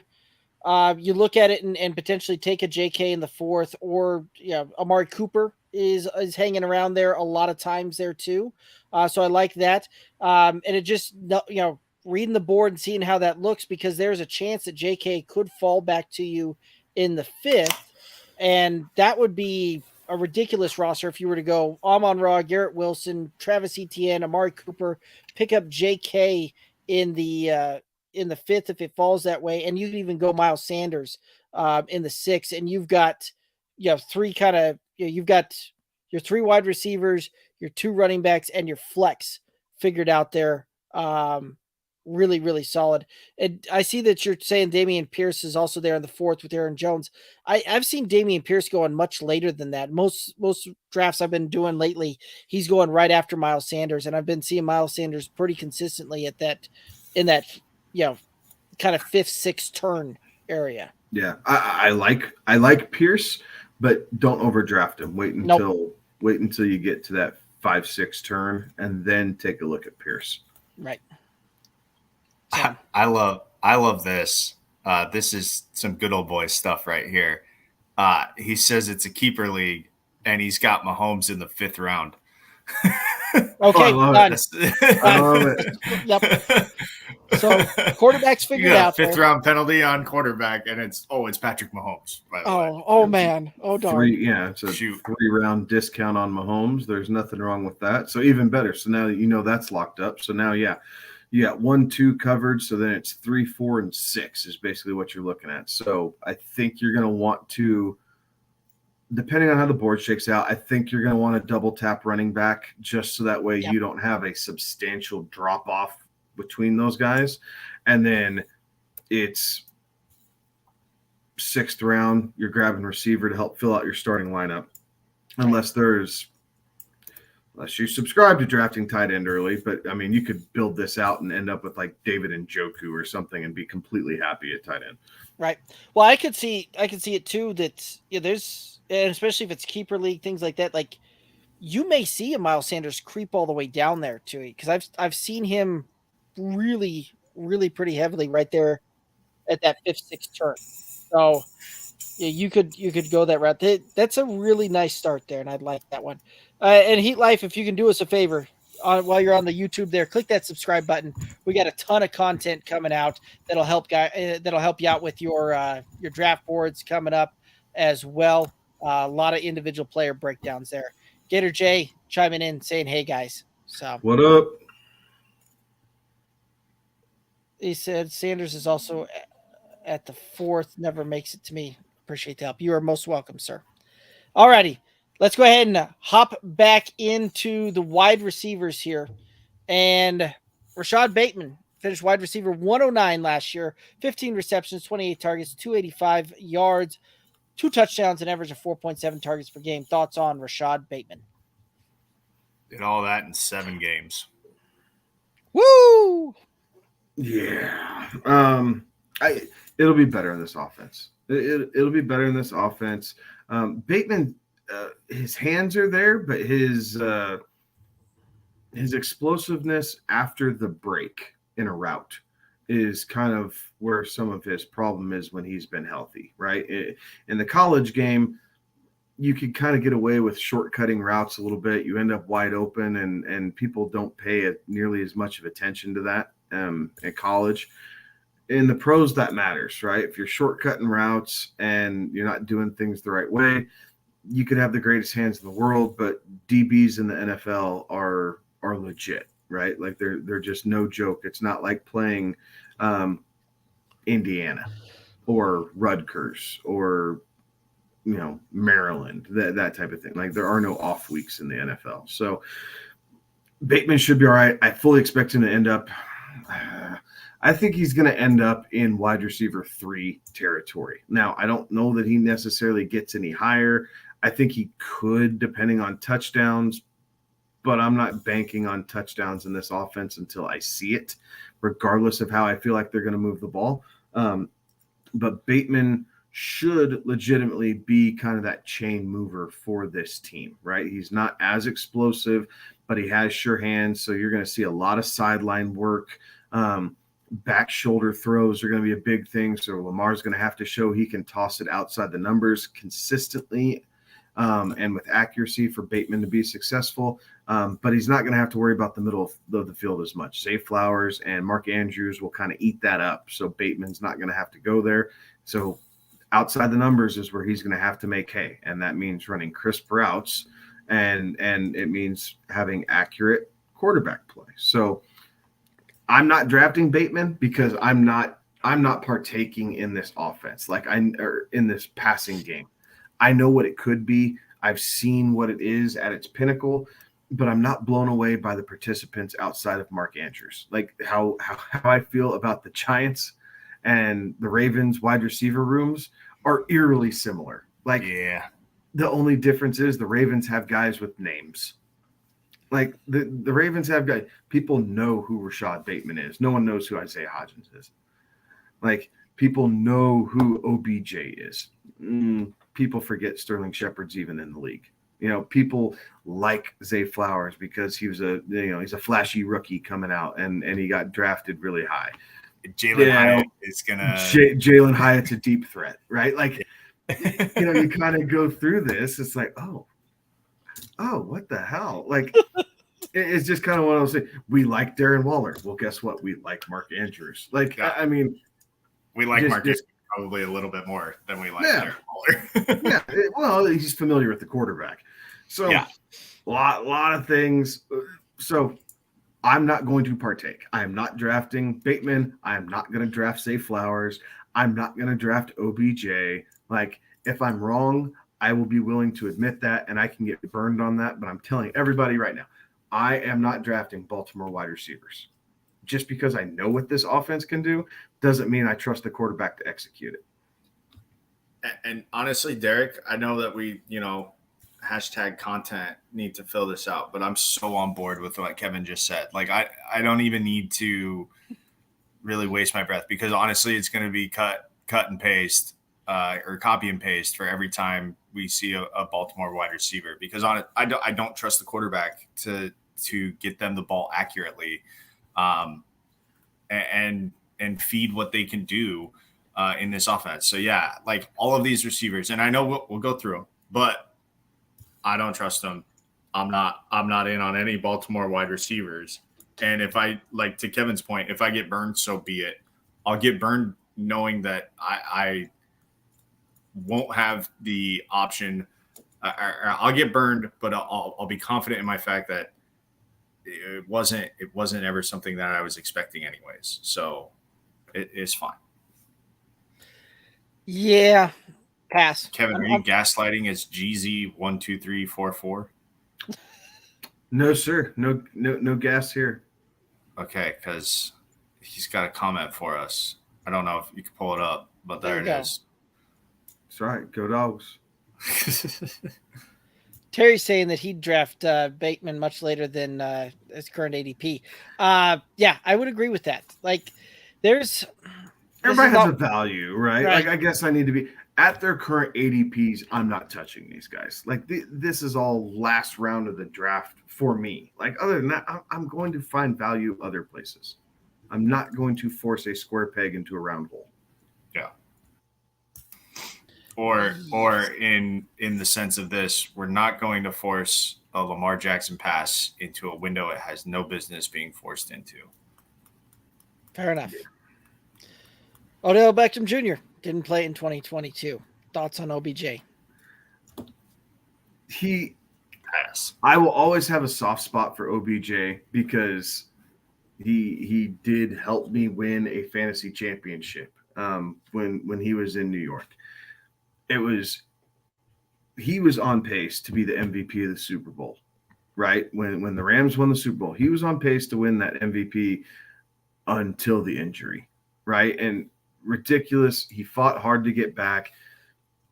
I'm not going to say he's injury prone because his injuries have been freak, weird accidents. It is not him just planting and blowing out a knee. Like, it has been weird tackles. It has been, yes, the Super Bowl one was a little weird. He planted, and that's kind of where that one went. But in Cleveland, the one in Cleveland was crazy because it was against the Browns, right? And there's that weird tackle as he jumped up in the air and he couldn't set his feet right, and it busted his ankle. And anyway, I digress. There's a time and a place for OBJ. If he's falling down draft boards, like if I can grab him in like the 17th, 18th round, yeah, I will probably end up taking a flyer on OBJ at that point. But I feel like Baltimore overpaid. I feel like it was we're going to sign OBJ to sign Lamar Jackson because we don't have anything else better. And now this is what they're stuck with for the next 3 years. So we need him, and he needs to stay focused. But what's OBJ going to do when he's not targeted in the first quarter, right? What happens? We're 5 drives in, and OBJ's had 1 target, 0 receptions, or 2 targets, 5 yards, 1 catch. Like what how is Lamar going to handle OBJ blowing up on the sideline? Because Lamar's never played with a personality like this ever. Lamar is the personality, right? Like that's what we've seen. And now you bringing in a receiver with the history of kind of fitting that diva mold in some regards, and his love-hate fest with the kicking net, right? And all the weird things that have transcribed over the years. So what are you going to do? Like, how are you going to handle that?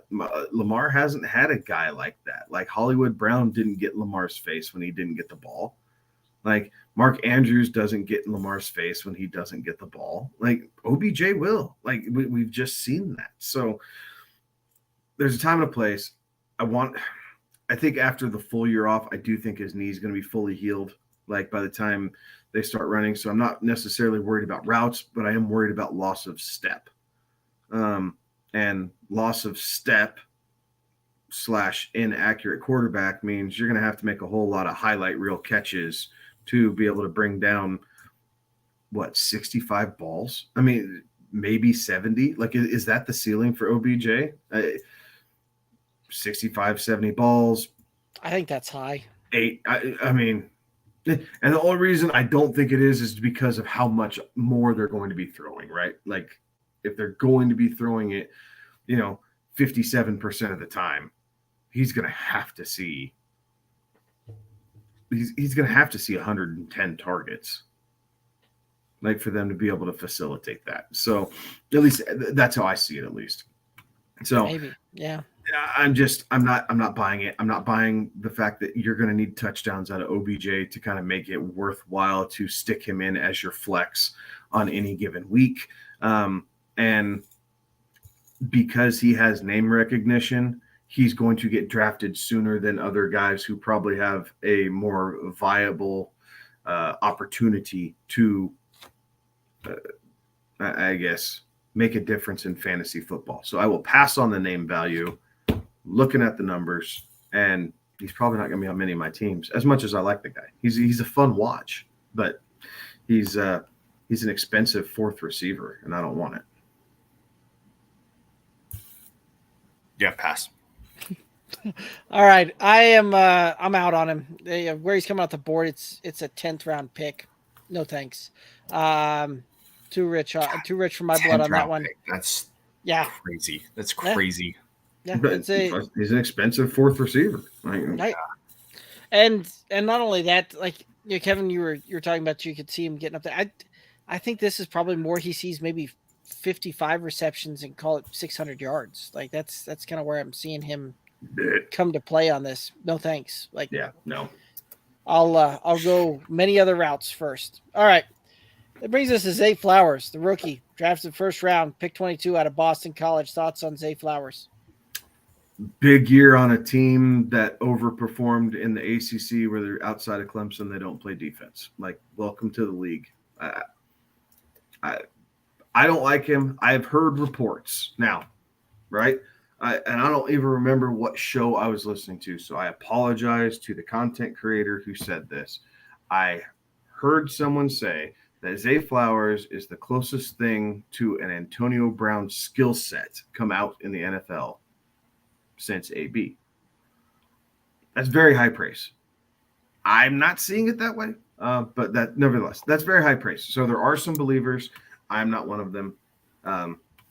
Pass. Like, again, he is another expensive 4th receiver. Like, I don't want any part of this. Yeah. Again, rookie, a quarterback that's not all that accurate. I'm not sure how much he's going to be able to get into the action, see the field. And realistically, like, can Lamar support 3 guys in the passing game? No. Like, can't even really support. I guess it'd be 4 guys, right? Because we throw in Mark Andrews and 3 wide receivers. Like, can he support that? No, not at all. It would be a struggle to support 3 and realistically 2. And so I don't have any faith in Zay Flowers. I think he is a product of poor circumstances. And honestly, like, Zay Flowers feels a little bit like Hollywood Brown, right? Like it just, they bring this guy in. He has this incredible skill set. Quarterback can't provide or show off that skill set. Guy gets shipped out of town. Like, is this the same trajectory? I don't know, but man, I wouldn't be surprised if it was. I mean, I wish I had the stat in front of me, but regardless, without the stat, I feel pretty confident in saying it's.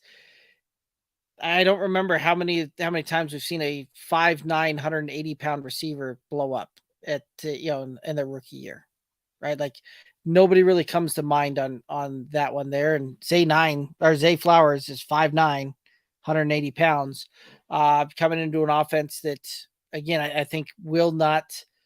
Yeah, how many times are we going to see Lamar just zip the ball over his head by 5 yards, right? Like, that's what we've seen constantly, where they bring in, they have a speed guy to get through there, and Lamar has a hard time putting the ball on his receiver. That was the thing with Hollywood Brown, is he had the speed and he had the quickness and the ability to adjust in the air to make that happen, to pull down some of these big, long catches. Zay Flowers may very well have that skill set, but we haven't seen it at this level. Granted, he's a rookie, so let him grow in and let him see what he can do there. But not a guy that I'm looking to put onto my roster with, again, a 10th round pick coming off the board about 110. No, thank you. I will look at other options in the 10th round than Zay Flowers. There's lots of other guys that I'd probably rather go with. David Njoku, kind of going in that same area. I'd rather go that route. Single QB leagues, probably taking my shot on a QB there. Rashad Penny's still out there. Dak. Yeah. Right. I'm thinking 10th round quarterback. Dak. You're spot on. You're so spot on. Like, there's a lot of other options that I'd rather go with. And so Zay Flowers will not see any of my redraft rosters. Terry here might be onto an idea where it's, he's a great best ball player. Yeah. The only reason I say he's not is for a 10th round pick. Like, if you break best ball down and the analytics of your 10th round pick, you should be able to have in your starting best ball lineup like 53% of the time, like as a flex or better. And there's no way I am trusting Zay Flowers to do that. Fair enough. All right. Tight end room. Mark Andrews finished tight end 5 last year, 73 receptions, 113 targets, 847 yards, 5 touchdowns, average is 7.5 targets per game. Thoughts on Mark Andrews? Kind of a disappointing tight end 5 finish, right? Like, it didn't feel that good. As tight end 5 finishes go, right? Yeah. I mean, and this result is very much what's driving the show narrative this season of Travis Kelce or bust, right? Like, we kind of hammered on this. Yeah, Andrews is ready. He's going to be used so much. And then he got dinged up, and then Lamar got hurt, and then it just went, and like, what, D, you had him on your roster after week 7. He was damn near unusable, right? Is that, I mean, it was just painful, but he put up the clout. Like, yes, he's still going to be a top 5 tight end. Yes. So if that is something that you want on your roster, absolutely. I could make the argument that between David Njoku and Evan Ingram and the guy for the Chargers. Played in Seattle. Now I know who you're thinking of, and I can't think of the name. Anyway. Normally I've got those for you. Right. I can't think of it. Gerald Everett. Thank you. Everett. So Ingram, Everett, and Njoku, if most of those guys were carouseled, you could go through the season and you're finishing like tight end 2. Like just with those 3 guys. Now, revisionist history, I understand that's a lot harder to do than it is for me just to stumble over Gerald Everett's name. But that being said, Andrews is going to get drafted. Most likely he's going to be drafted as the 2nd overall tight end. There is 0 room for error with Mark Andrews. However, this offense, produced by Todd Monken, can absolutely support that. Can absolutely support it. Look no further than Brock Bowers out of Georgia, right? Andrews blocks a little bit more. The NFL game, they'll keep him in a little bit more. But the way that Georgia has used Brock Bowers as a freshman, setting all sorts of records, and then as a sophomore last year and everything else, I think Mark Andrews is going to be used differently in the passing game than what he has been in years past. And I think it's going to make things a little bit harder on the defense. That being said, there's still 0 room for error. Like, you draft him as tight end 2. If he finishes at tight end 3, you overdrafted him. Like, you effectively could have been better just waiting until the 10th round at that point. So it does scare me a little bit based off of where he's going.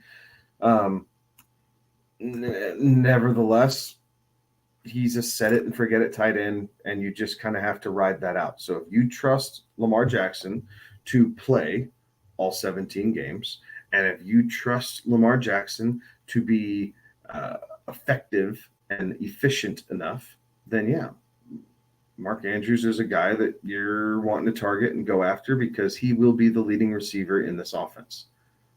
But if not, maybe you leave the headache to someone else, and maybe you get value in other places and just know that you're going to be streaming tight ends, because if you take Mark Andrews, you are not expecting to have to stream tight ends. That is a headache that you're not actively signing up for. Maybe you need to pivot and just be willing to take that headache off of lesser tight ends and have a skill position player, a 3rd wide receiver, 2nd wide receiver, maybe, just depending on what you're doing there. So I like Andrews. I like his hands. He's going to be used in this offense a lot, but I sure can't guarantee he's going to finish at tight end 2. Yeah, that's the crux of it all, right, Kevin? It's the very little room for error. You're drafting him as the 2nd tight end off the board in the 3rd round, basically.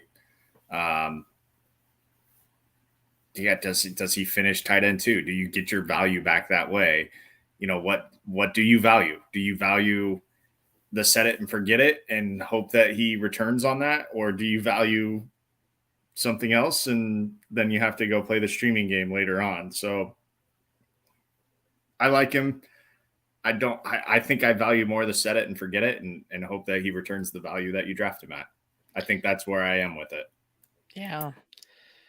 Yeah, and it pains me to say what I'm going to say here, because big Mark Andrews truther, right? Coming from the Oklahoma, right? Like, Mark Andrews is a guy that is going to have a good season, but the problem is that where you're going to draft him on that, even if he has a really good season, right? And I think that we could realistically see Mark Andrews get somewhere back in the 75 to 80 receptions. Call it anywhere from about 875 to 950 in yardage and 6 touchdowns.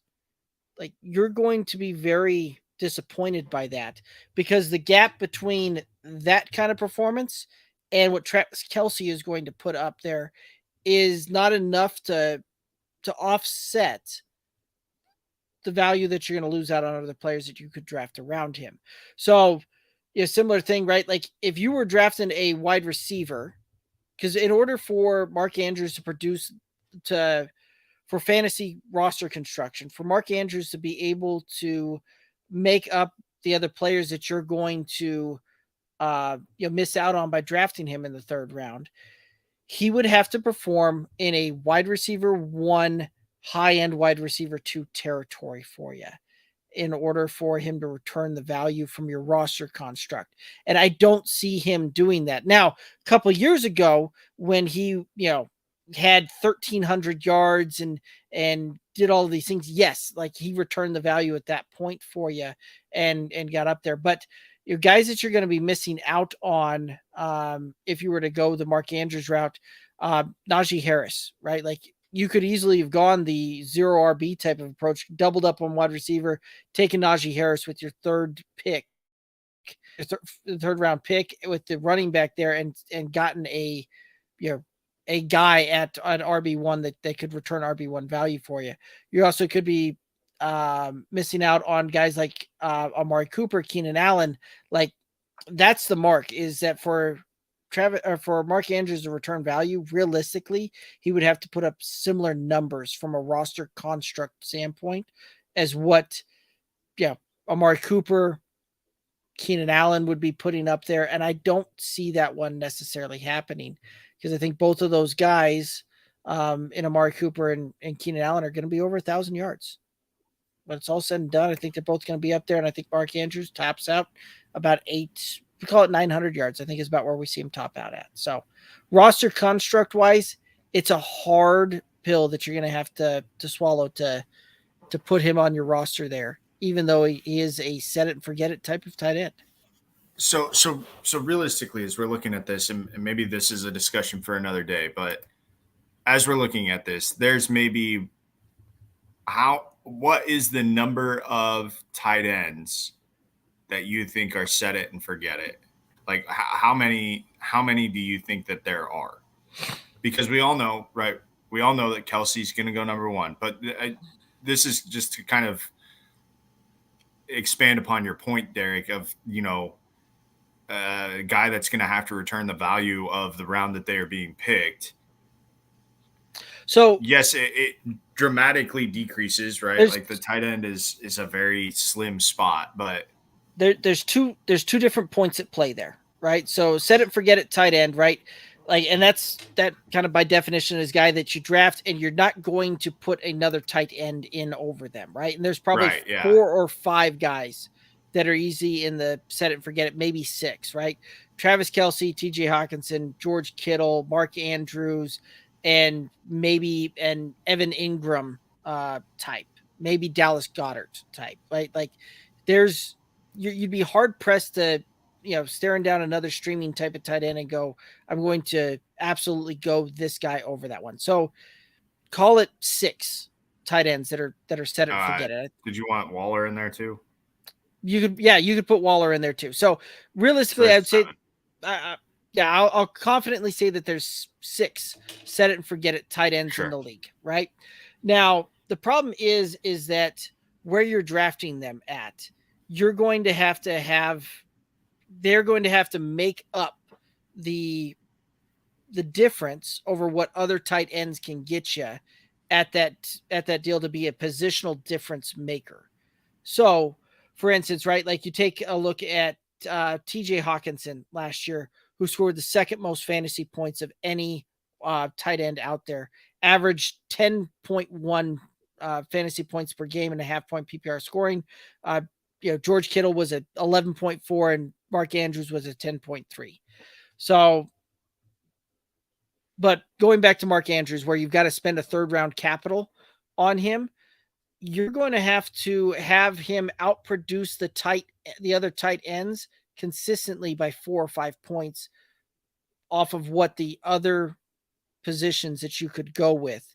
Because, right, we just said that Hawkinson was the second most points in the season for tight end. If you translate that over to wide receiver, he would have been wide receiver 20. Right? Like that's the kind of deal there. And third round, you're taking guys that are going to be either your wide receiver 1, your wide receiver 2, or your running back 1, running back 2 type of thing. That's the level that he's got to outperform to return value on. And that's a incredibly difficult task to do. And I just don't see it happening. And it pains me to say that, but I am out on Mark Andrews on where he's coming off the board at. That was kind of a long-winded way of saying that I'm out. But any other thoughts on that, or any other ways that we want to look at that one? No, I think that's the right way. I shouldn't say the right way, but that is a very fair way of looking at, what you're going to get value-wise. And with Kevin's point about there's little room for error, there is little room for error in terms of where he's being drafted and where he can finish to return you that value. Yeah. And it's not that you can't, right? Like it's not that you can't, but it does create a dogfight in other areas all season long, right? You have to live on the waiver wire if you're drafting a tight end in the first 3 rounds.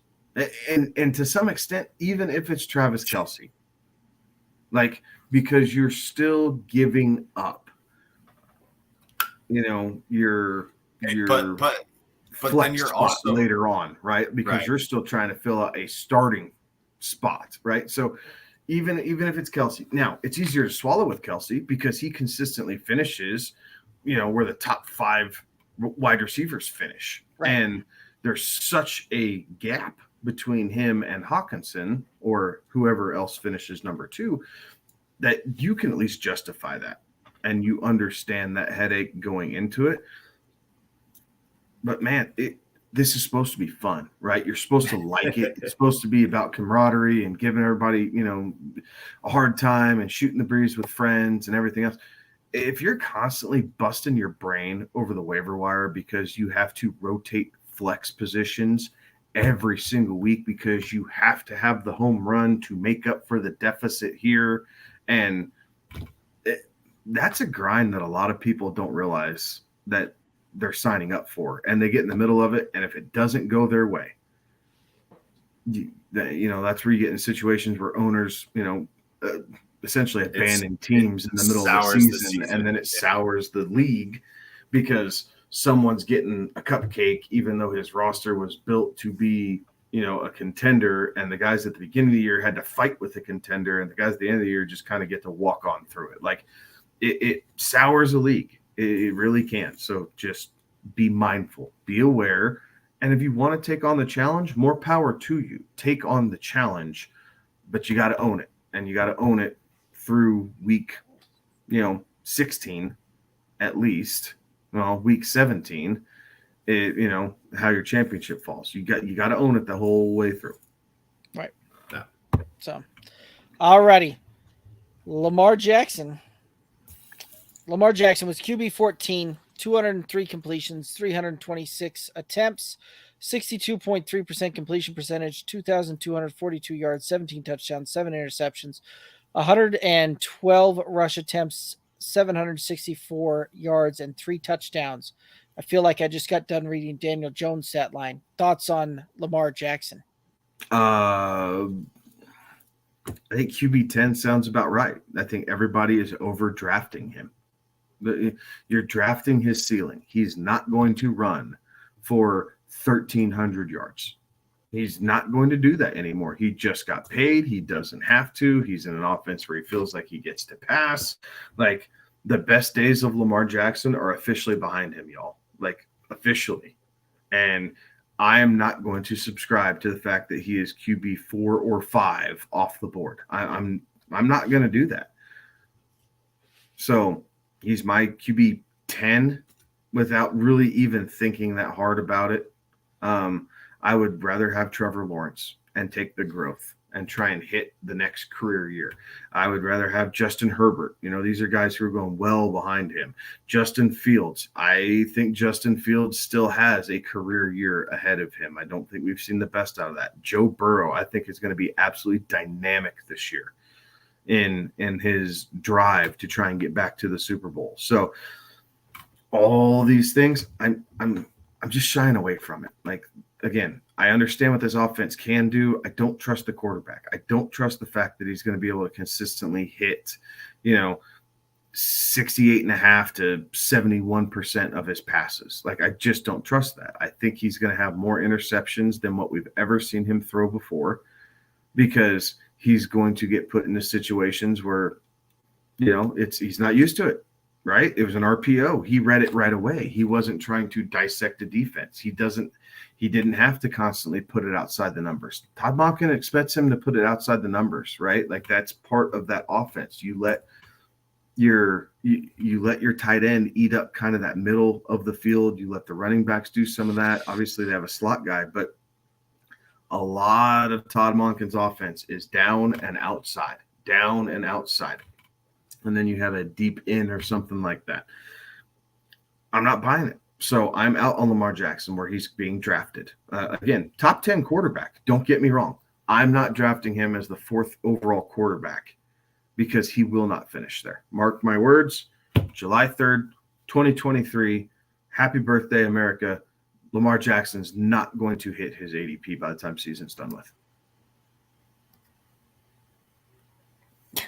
The funny thing is, I don't know that that's all that bold of a statement, but it is at the same, like it is. It just and needs to be isn't said, right? Like it's, yeah. I don't know that it's that bold, but I haven't heard anybody outright just say that. They're like, oh, well, this new offense. And if Lamar can do this, yeah. I'm just going to come out and say it. He will not hit his ADP. You will be drastically disappointed. I shouldn't say drastically disappointed, but you will be disappointed in the return you get for having to draft Lamar as QB4 and where he will finish as QB 10, 8 if we're lucky.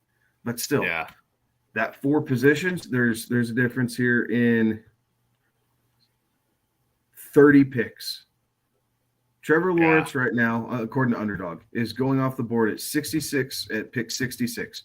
Lamar Jackson at QB4 is going off the pick at 35. 30 picks, almost 3 rounds. 2.5, 3 rounds difference. You can't. You're telling me that value adds up, right? Yeah. I mean, you're talking top third of a draft. That value adds up quickly.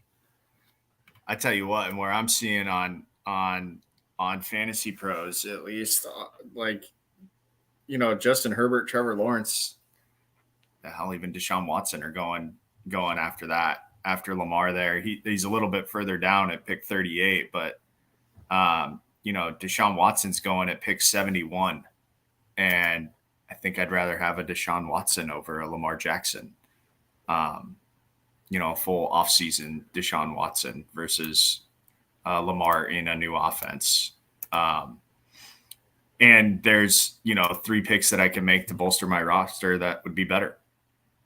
I don't see the, as we were saying with Darren Waller, very slim margin of return on value, and I think it's an even slimmer margin with Lamar Jackson than it is with Darren Waller, because he's going so high, and I don't think that he can will be there at the end of the year. I'm with you, Kevin. Yeah. This is one of those that I there's going to be some growing pains this year with this offense, and I don't want to experiencing the growing pains on my fantasy roster. Where he's coming off the board at QB4, there's a lot of other guys I'd rather go with later and save that draft pick and move it on down and kick that can down the road a little bit, so to speak. So, yeah. Hey, where you guys are seeing him? Sorry, Derek. I didn't mean to disrupt your point. Go ahead and finish that. So, now you done run my train off the road there. I'm sorry. I'm so sorry. Trains run on roads, by the way, now, not tracks. Apparently. So that's why it was easier to run off the road. Anyway,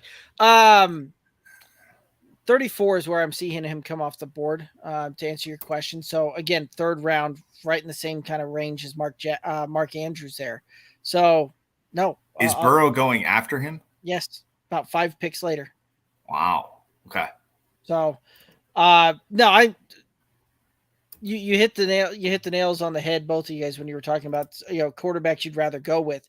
I'd rather wait and go, even Dak in a, almost 9th or 10th round type of pick there, kick the quarterback position down the road, quite a ways there, and, go other options on that route, because I think those guys will either return on value or not. But Lamar Jackson has got to have an a fantastic season to get up into that deal. And where he's produced the fantasy magic for you, I just don't see it happening again, right? Like this is one of those that's not going to surprise me to see him get 700 yards rushing, but we're probably going to see somewhere in the neighborhood of maybe 3,500 yards passing. And, maybe we see a total of 20 touchdowns from both running the ball. And again, very similar stat line to what I was just talking about with Daniel Jones a little bit ago, right? Like this is a guy that's going to probably be quarterback 8, 9, 10 when it's all said and done. So when we get down to it, and this is as we speak here on, it's officially July 4th. Happy birthday, America, where I am. 10 minutes. But as we sit here in early July, who do you think finishes a higher fantasy quarterback, Lamar Jackson or Anthony Richardson? Similar skill set, right? Running quarterback can run, maybe not the greatest of passers. It's a rookie. I get that. But Lamar's rookie year was phenomenal. Who's to say that's not going to be the same? I think Lamar had a better cast of characters. Oh, sorry. But Lamar had a better cast of characters around him. But who finishes the end of this year better fantasy quarterback, Lamar Jackson or Anthony Richardson? I think I'll take Lamar on that case. I think Anthony Richardson, for him to return, that's going to need a Cam Newton type of rookie season. Sure. I'll take Lamar, and I'll one-up you on bold statements. Oh, okay.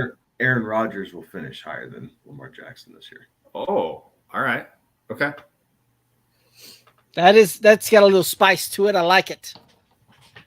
For the record, I think I like Anthony Richardson to finish better than Lamar.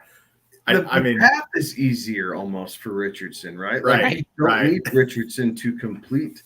You need Richardson to complete 62% of his passes. I mean, which is god awful for NFL standards. But I mean, 10% less than the average, basically. And then you just want him to run. You just want him to run. At first, I thought it was going to be easier for Lamar because their defense is better, so he's going to continuously get more opportunities. And then I'm thinking, well, Richardson's going to be running for his life because his offensive line isn't good and that defense is terrible. So, I mean, every time he has the ball, he's going to have to run it. Like, good luck, kid. Like that's that's the offense. That's the play that's coming in. Hey, we're going to run the good luck, kid. Go ahead, on to. Yeah, I think they will save Richardson and utilize Jonathan Taylor when it comes to that. Yeah, and kind of save him from himself his rookie year and let him continue to learn. So, or I guess it's still unseen. Like Gardner Minshew could still be the starting quarterback in Indianapolis, right? Like, Richardson's not guaranteed to start. Yes, Irsay wants him in there, but if you say, hey, he needs 2 or 3 weeks, like we need to get him through 2 or 3 weeks here, we'll work him in. Like he'll be in, but we're just not going to start him. Well, that tanks it right away. At least Lamar, he's going to start the season, but he may only play 13 weeks before he throws his sucker in the dirt and finds some other reason to not finish out a season again.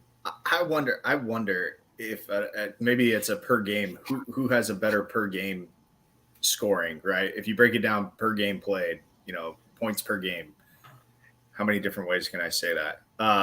That if Richardson does have a better finish than Lamar. I think it's still Lamar at that point, just from the standpoint that if the scenario Kevin laid out for you where Richardson is in there for 3 or 4 games, right, but as a gadget, right, as a gadget or package type of deals, again adjusting to the speed of the game and some of that stuff, that's going to absolutely tank an average there. Yeah, that's fair. It's possible though. It's very wildly possible. So, all righty. Well, any other thoughts here on the Ravens?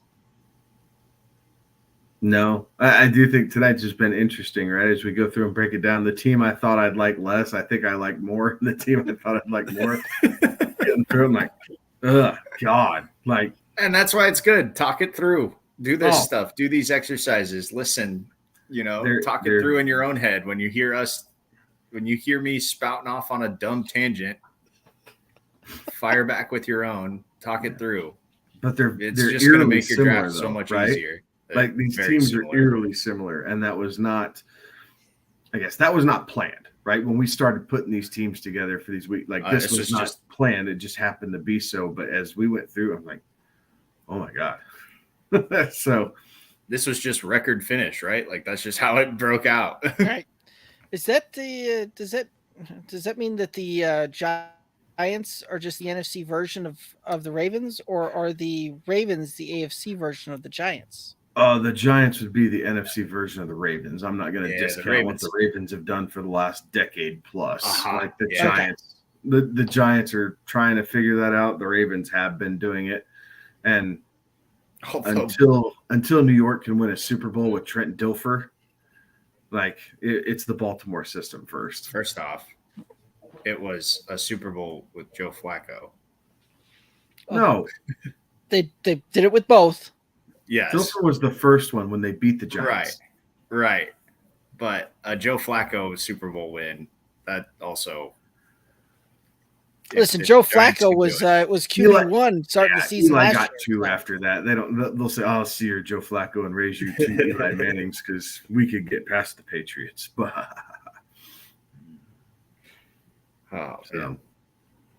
anyway, that'll I think will take us down to the end of it. Any final thoughts out there for the viewers and listeners? Oh God, no! Happy birthday! Thank you for tuning in. Hit up our socials at Good Old Boys FF. We are inching closer. 64, so now 63 days now that the day has turned over to the 4th of July. So it is getting closer. And July, for you football fanatics, July is the last month of the year without college football. How fun that is. Hope everybody celebrates safely, and we hope that you join us with all 10 fingers and toes next week. Well, Alex, I expect you to lead us off with the fingers and toes check, just so that we can make sure everybody stays safe. Yes. Okay. That's the assignment for next week. I like it. All right. That'll do it for us. Again, make sure that you head over to the YouTubes, youtube.com/@goodoldboysff. Click that subscribe button, ring the bell. We got a ton of content heading your way here. Help you guys get ready for the drafts, and all those player profile videos help you, short little bite-sized tidbits to help you out with your draft. Anyway, that's going to do it for us. He's Kevin. He's Alex. I'm Derek. Have a good one. Be safe. Toodaloos.